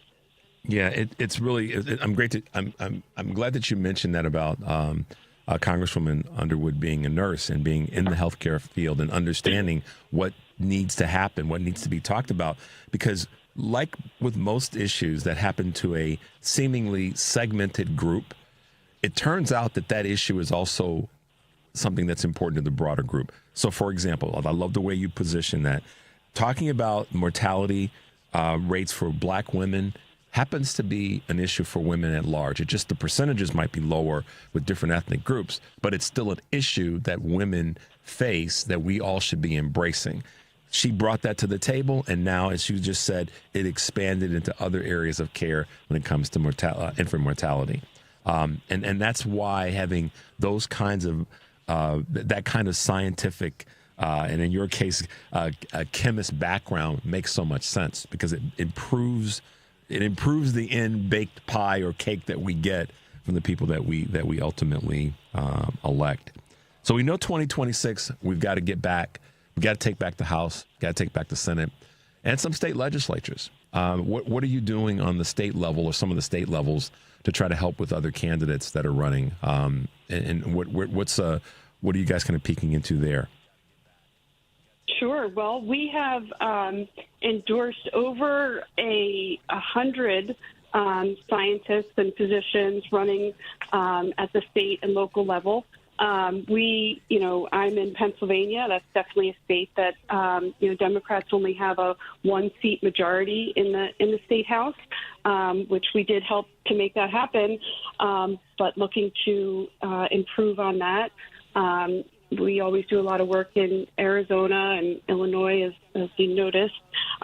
So really trying to look where we can be most effective. Some states have term limits, so it allows us to kind of plan our pipeline, and as well as other states where, we are challenging, Republican incumbents to help bring about Democratic majorities that I think we can. The path to doing that is through Democratic scientists. And I would just add something, I don't think there is a process that doesn't benefit by having scientists at the table. Whether the issue is climate change or healthcare or nuclear security or raising the minimum wage, having people that will actually look at the data, that, will ask the tough questions, I think is really important, and they change both the process and the priorities. Another example of that is RFK Jr. His background, he's a trial attorney, and he definitely approaches his his job as secretary like an attorney, where he's made a decision and he's going to build the case around it, as opposed to scientists who look at what the data shows. Yep, and find the solution from there. Yeah, it's a win versus it's a different way of thinking, and it's winning the case versus what's right for the most amount of people. A scientist, or not just a scientist, I don't want to sound labeling, but looking at data, looking at information forces your brain to look at things from a broader perspective. You may still come to a conclusion, but it's a conclusion that's based on starting wide and working your way in because of the data. Now, I'm not a scientist, I'm not a chemist, but my dad taught me, as my mom did as well, is to look at the entire windshield. What are your thoughts there as it relates to how we fight forward in that space with regard to data-based decision making versus just conclusive decision making? I mean, this whole administration seems to be determined to have an unscientific approach to the policy proposals they put out. I mean, the idea that you can announce in June that you're going to put a report out in September telling us the cause of autism, just on the face of it seems ridiculous. Mm-hmm. This is something that people have been studying for decades, and it is not an easy fix. But that is what you get when you put unserious people in very serious positions, that they look for these easy fixes, whether they're true or not, whether they're backed up by the science and data or not, and whether they ultimately go on to implement it. I mean, a big theme with this administration seems to be the chaos that they like to unleash on us, the constant bombardment of untrue statements. Shaughnessy, listen, when we're listening to one another, we can kind of fill the void for a moment. I dare say you were about to cuss, young lady. You were about to curse. I think you were about to cuss. I'm telling Mom, you were about to cuss. I can feel it. There was some unleashing there that you wanted to let go of, but I was at an event yesterday. We had a remote broadcast with union panel here in Chicago, and one of the leading voices, one of the leading members, he said the S word, but he said it with passion about what we have to do and what we have to take back and how we have to be. And we get to bleep that stuff out. We get the time, but the point I'm making is, I think we have to be okay with, of every now and again, if that happens to happen, if it's based and if it's coming from a position of being passionate, we as progressive liberal Democrats, in taking back some space that we've yielded, I think that we may have to do that. And in this case, with regards to having more scientific, smart people in place and elected offices, we got to knock some tables over and let people know it's about doggone time when we use data, real data and information to make the decisions that we have to make that affect so many millions of people in this country. And I'm just proud that there's someone like you, Shaughnessy, that's out there doing this. And 10 years now, my goodness, that's a fantastic run. I want to do everything I can to continue to help you in that effort. So I say this as we close. We want to have you back on the show. Got to do that, because I know that as we got the same goal, and that's defending our incumbents and winning up and down ballot races as we go forward. Tell folks, Shaughnessy, how they can find you and about this watch dog group that you put together real quickly as we wrap up. Yeah, well, one of the things we thought was really important this year is to make sure that someone is keeping track of all the things coming out of HHS and RFK Jr. So we do have RFK Watch as a website where we do document what is happening there. You can also keep up to date with us at 314action.org. 314 Action is the only organization working to elect scientists and doctors, and like you said, we have been doing this for almost 10 years, and I do think it's the key to winning back these Democratic majorities and bringing a good policy and a hopeful future to Americans. Absolutely. Shaughnessy, it's great to have you with us. Shaughnessy Naughton, who is the head of 314 Action. Check out their website and also check out the rfkwatch.org site so that we can keep our hands on what's happening. Thanks for being with us this morning. We look forward to having you back again soon. Sound good? Thanks so much. Look forward to it. All right. Have a great day. Stay safe, and we'll talk soon. Bye-bye. Bye-bye. Quick break, guys. 773-763-9278. You're listening to Choose Views on WCPT, AM 820 in Chicago, WARR 1520 AM, and 103.5 FM from Warren County, North Carolina. I'm Richard Chu. We'll be right back.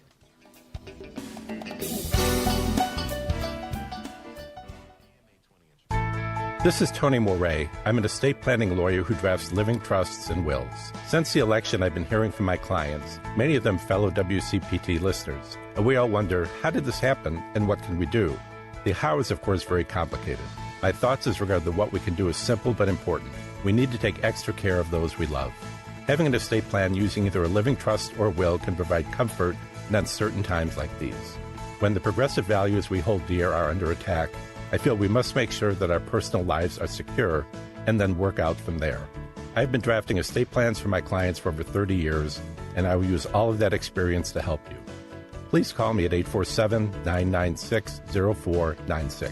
My website is moreylawoffice.com. That's Morey spelled M-O-R-E-E. Again, the phone is 847-996-0496. There is no cost or obligation for our initial discussion. I look forward to speaking with you.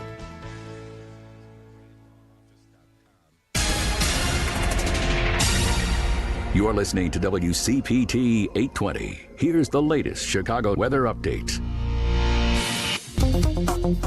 From the Weatherology Weather Center, I'm meteorologist Jennifer Wojcicki. We'll see mostly cloudy skies here for today with a high into the upper 60s. Southeast winds around 5 to 10 miles per hour. Then for tonight, a slight chance for rain showers here late. Partly cloudy skies develop a low near 56. By Friday, partial sunshine develops high around 75. Saturday, a chance for showers and storms, a high of 72. That's your latest Chicago weather update. Currently, it's 55. You're listening to WCPT 820 because facts matter. You're listening to Choose Views with Richard Chu. Hey guys, welcome back to the show. So much thanks to Melanie for being with us, and also for Shaughnessy for being with us. Two really smart ladies that know what it takes to get stuff done in this environment that we're in right now. And I want to give a shout out to Troy from Forest Park. And he's going to be at the one of the rallies this weekend protesting. So stay safe, Troy, and take somebody with you or go with someone so you're not out there on your own.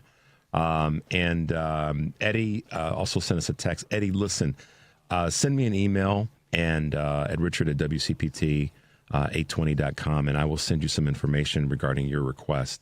And hopefully I can be helpful in your journey to be part of the fight against Trump and protesting. So, Eddie, send me an email, richard@wcpt820.com. I got some suggestions and some things that I'll send to you rather than try to go through all of them on the air right now.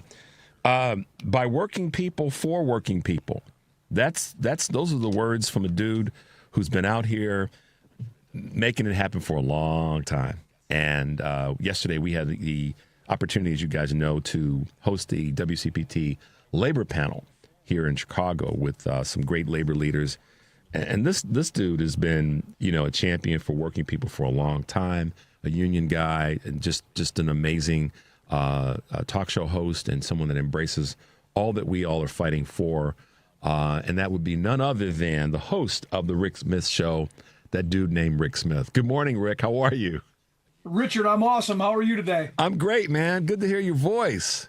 Man. I appreciate you taking a little time for me. And I gotta follow up on what your last guest was talking about. Come on, Richard. Do we really want people who've spent their lives studying a topic, living, breathing that topic every day, giving us advice when, hey, we can have a Fox News host tell us the same thing because they've done their research. They were sitting on the can watching YouTube videos like you can do, Richard. You can do your own research. We don't need experts. Rick. You can do it all yourself because we've got YouTube and ChatGPT now. Man, please. Listen, Rick, first of all, it was great meeting you last year at the DNC, and I know that we didn't get a chance to talk a lot. You and I have been trying to put this together for a long time. And yes, I love the snarky sarcasm there, but it makes a point. And Shaughnessy was right on point. She gets it. We have to have smarter people in these roles, and hell, we didn't even get a chance to talk about some of the folks in other folks in the administration, like Pete Kegsbreath, as people like to call him, and many others. I mean, listen, we got Linda McMahon, the head of the thing that's supposed to help make us smarter, but we want to say make America great again. Well, it starts with education, y'all. It starts with making sure that the people that are part of our country know a little bit about something. And to have this person be the head of that group is absolutely such a contradiction of the title that goes with that group. It's just insanity. So it just shows that they're unserious about actually governing and more serious about getting attention and creating government like reality TV, because this is what we've got. And sadly, this is what I think a large number of Americans want. They want that entertainment more than actual governing. Because look, the Republicans have done a masterful job over my lifetime of telling me that government is broken, government can't work, shouldn't work, government shouldn't do anything. And when they get into power, they prove all of that stuff true. So here we are at the head of this, where people expect the clown show. They expect the clown car to come rolling through with Trump to do his whatever the heck he does.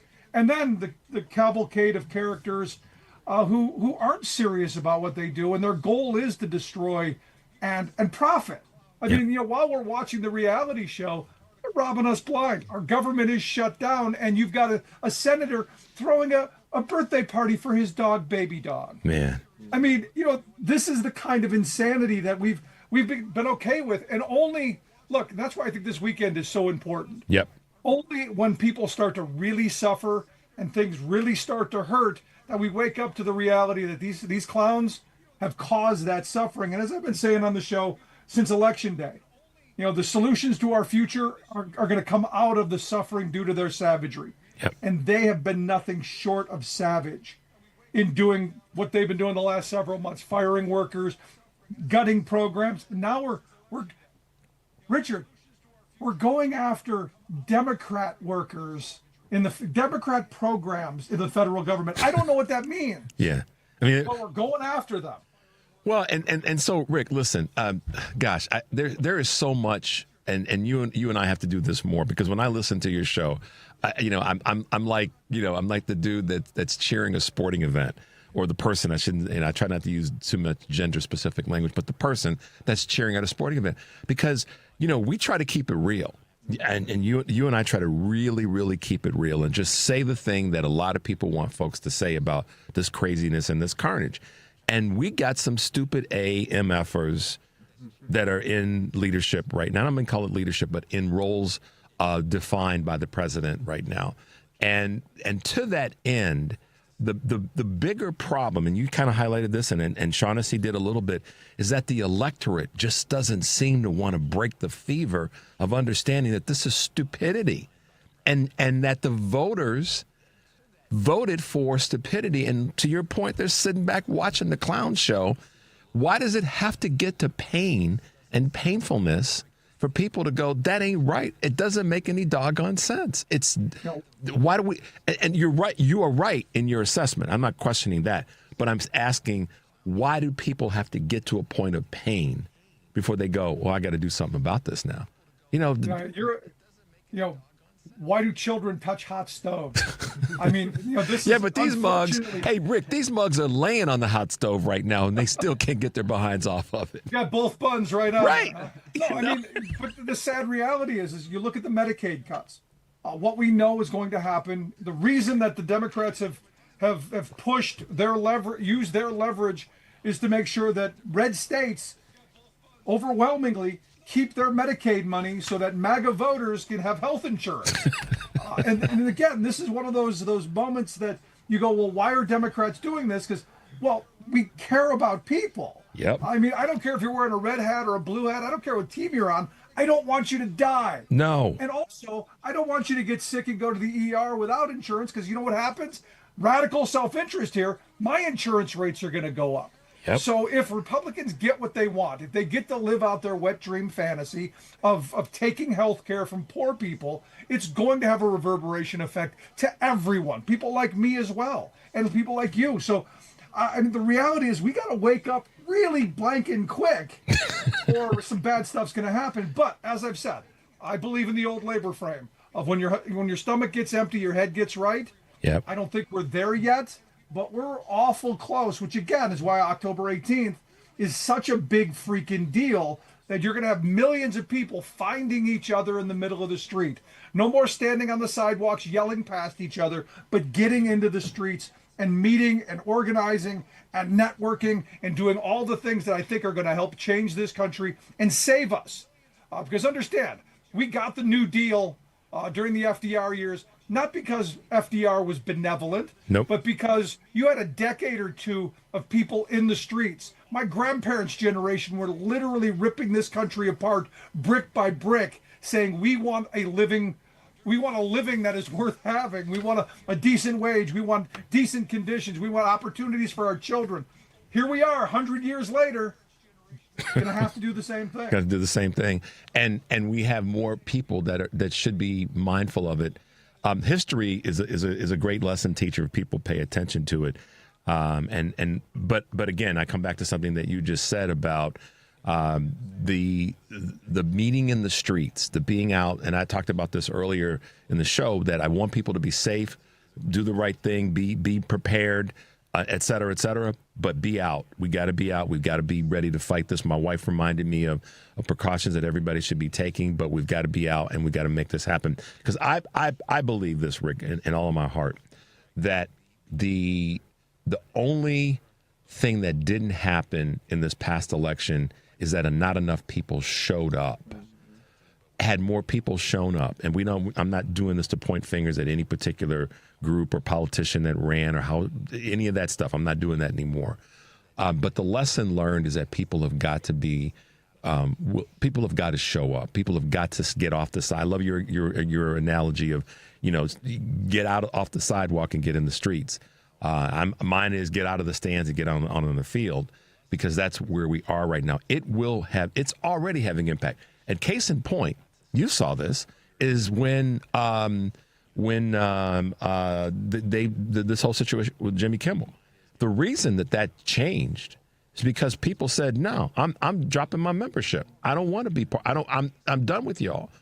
And the minute that became, they didn't do it out of benevolence. We know that. They didn't do it because they felt good about Jimmy. They did it because we started messing with their money. We have to do that again. We have to mess with their money.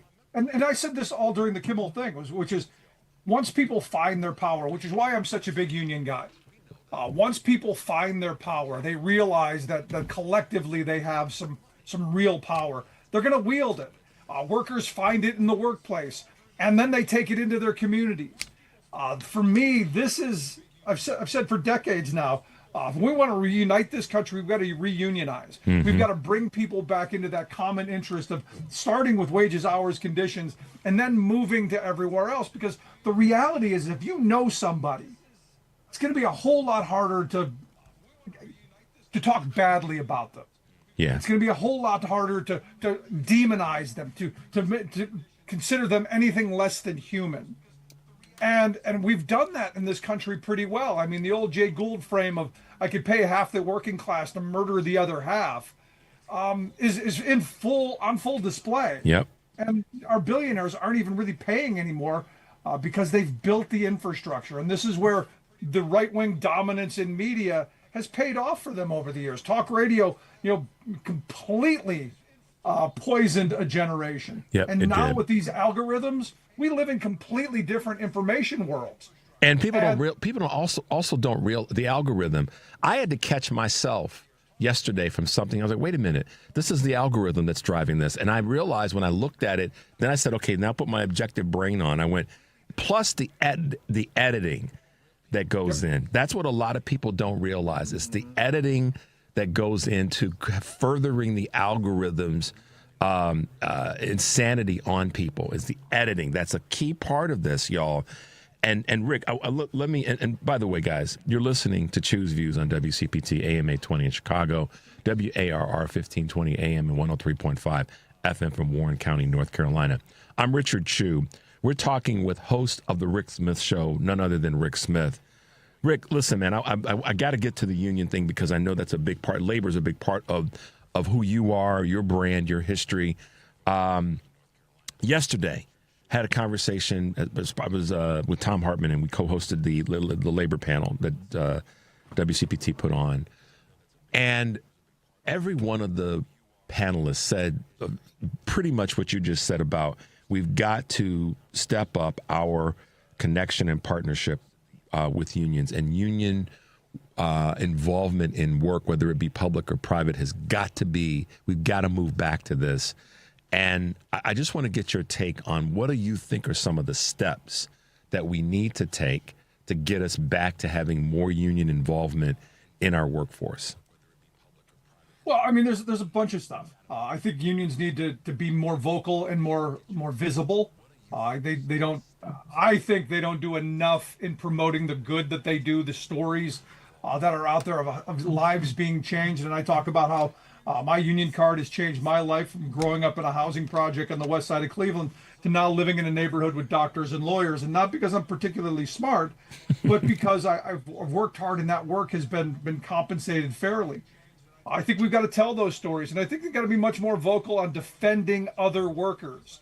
You know, the Knights of Labor, over 100 years ago said, a concern of one is a concern of all.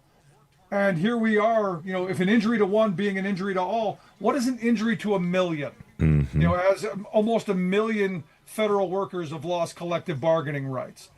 You've got Trump and the administration wanting to fire 10,000 workers. Fortunately, a judge put a stop to that. It's temporarily, but fortunately, there's been a stop to that.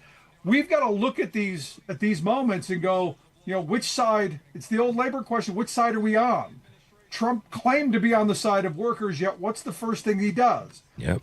When the shutdown happens, they shut down projects in blue states, a desperately needed tunnel in New York City that they're trying to defund.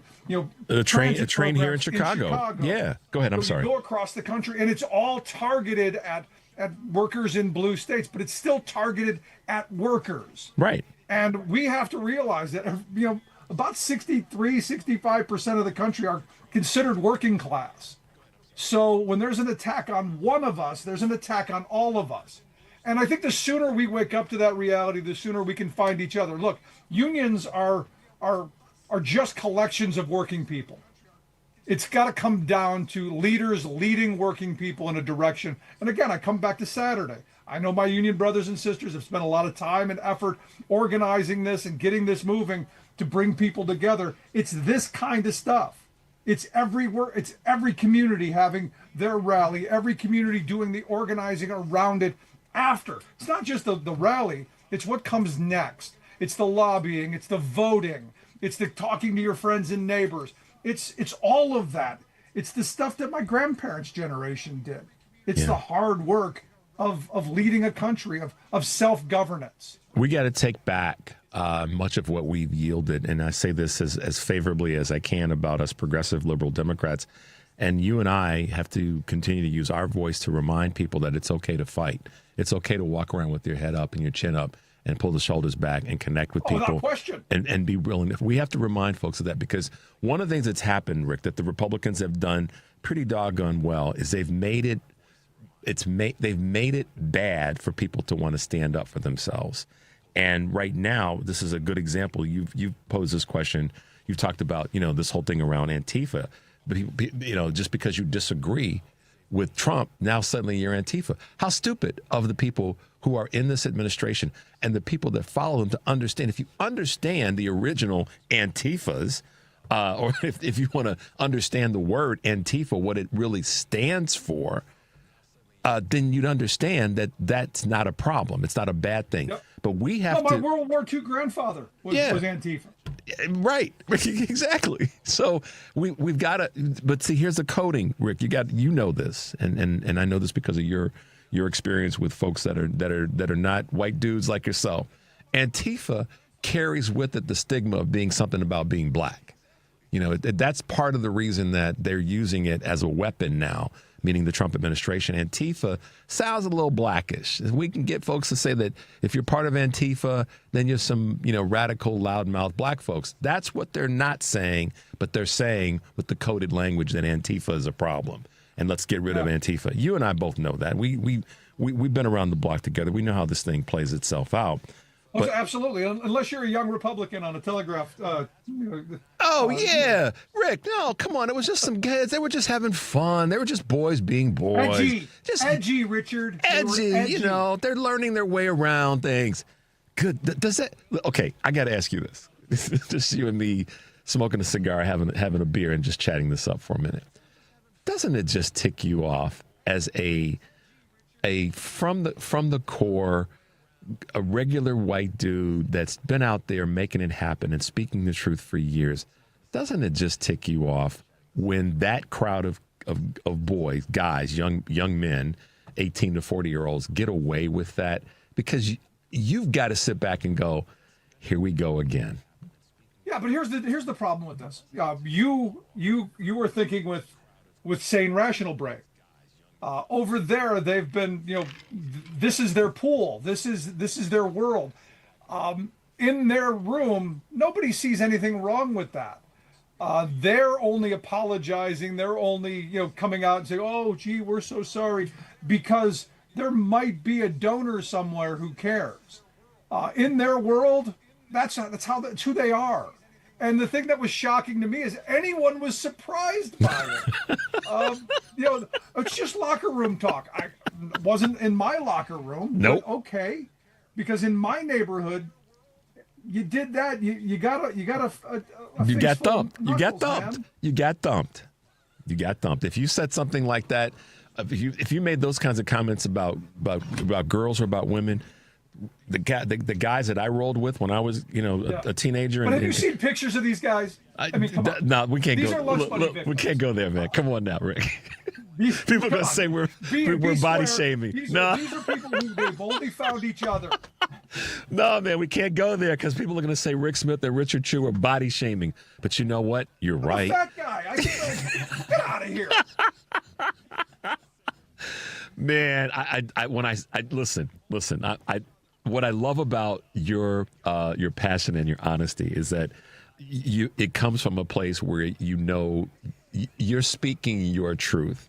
What I want more people to be able to do, be comfortable with doing in this space, is speaking their truth. Because I think a lot, again, I go back to something I said a moment ago about what the Republicans... But Richard, what? The young Republicans were speaking their truth. Okay, fair enough. The difference is, though... But here's your gut. But when they tell us who they are... Don't be surprised. Yeah, we got to believe them. She said, "Believe them." Got to believe them. It's okay. There's part of me that goes, "It's okay for them to be complete a-holes." Yeah, actually, maybe we don't vote for them. Maybe because these are the next leaders of the Republican Party. These are the people who are going to go after Social Security, going to take food out of the mouths of children, going to take health care from veterans. These are the people who do horrible, horrible things. Maybe. Here's a thought. Maybe we don't vote for these SOBs. And that's the part that everybody's got to embrace. I've said this so many times. People want to say that they don't exist. And if they do, we should silence them. No. I want them to say it. I want it to be known that it's out there. A lot of people want to say, oh, no. They exist. It's my whole conversation. Eric Grant from the Family Meeting, and I've talked about this for years, the monsters in the closet thing. Oh, there's no monsters in the closet. Yes, there are. Now they're under the bed. Now they're in the sheets. They exist. And let's out them. Let it be known. And the more you repress them, the worse they get. Absolutely. So, yeah, I have no problem with them. I have no problem with them being caught for what they're saying because we, guys like you and I, know that they've been saying it for years anyhow. The difference is we just don't accept it when they say it. We deal with it real time. But this is kind of where we are right now. Listen, man, as we wrap up today, I know we got a couple minutes left. I have to slow down this fun train that you and I are on. And hopefully some people understand that. Get out this weekend, be part of the protest, be safe, go with someone or take somebody with you so you're out there not alone. But get out and have your voices be heard. But Rick, one thing I do have to kind of give you a big hug for and all is just how loving and how kind and how supportive you were and made it public when it came to your wife's accident last year, and how you rolled up the sleeves and made sure that she was taken care of. I don't know if enough people have said it to you publicly, how proud we are of you for the way in which you stood there and stood by the side of your wife. And we hope and pray and believe that she's going to continue to get better and that you guys are doing well. I just have to say that. I appreciate that, Richard. Thank you so much. And I got to tell you, you know, people have all across the globe, because I have put it out on social media, have followed, and you know, a number of people have said her progress has been an inspiration. And if we can help folks, I'm more than happy to help.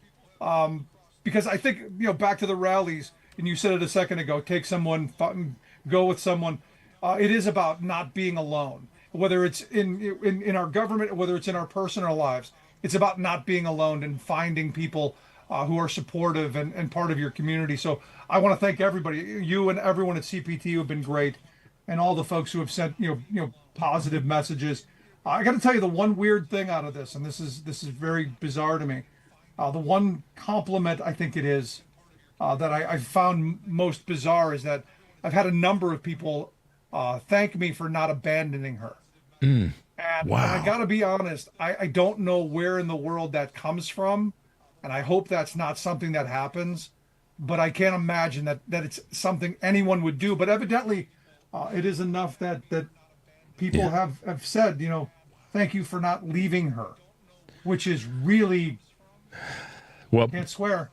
Listen, I will tell you that part of where that comes from is that there may be people where that happened to them, and that may be the part of their framework. And I know you processed it a certain way, but that It's may not how my mother raised me. But that's where I was going to go. I wish we. That's not how we were raised. I wish we spent more time, you know, worrying about what Mama was thinking. Maybe Forrest Gump was right. Mama and Daddy have been huge impacts in so many of our lives, and uncles and aunties.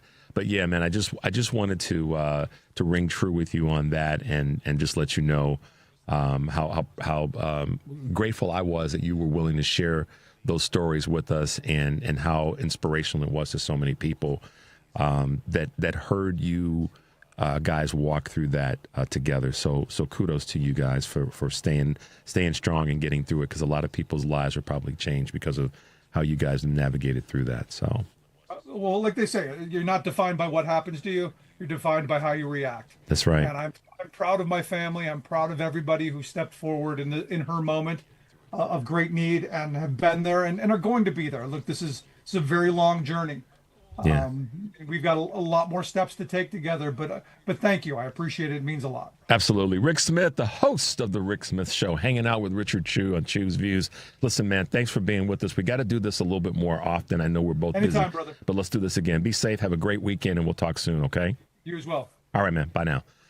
All right, guys, there we go. Rick Smith, hanging with him, hanging with Shaughnessy Naughton, hanging with Melanie Nathan, who... all three of them brought so much good energy to the show today, and I want to give shout-outs to them and my man Henry for just keeping us on the rails. Take a deep breath, guys, and make your life count. We'll see you tomorrow.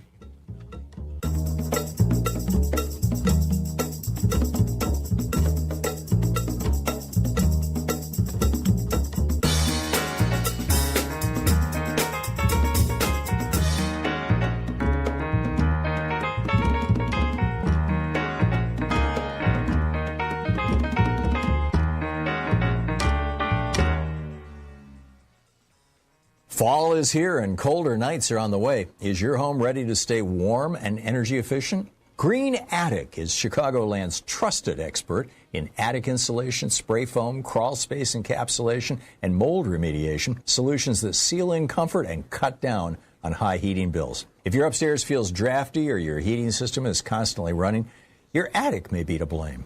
Their team helps balance temperatures and reduce energy waste from the top down. They also offer full-service roofing through Green Attic Roofing, covering asphalt shingles, flat roofs, premium roofing solutions, and solar panels. Every project comes with a 10-year labor warranty and instant online estimates to help homeowners replace aging roofs before winter sets in. With over 15 years of experience and over 1,000 five-star reviews, Green Attic delivers real comfort season after season. Visit greenattic.com for a free installation consultation or go to greenatticroofing.com for an instant roofing estimate today. You've still got it, but your immune system weakens as you age.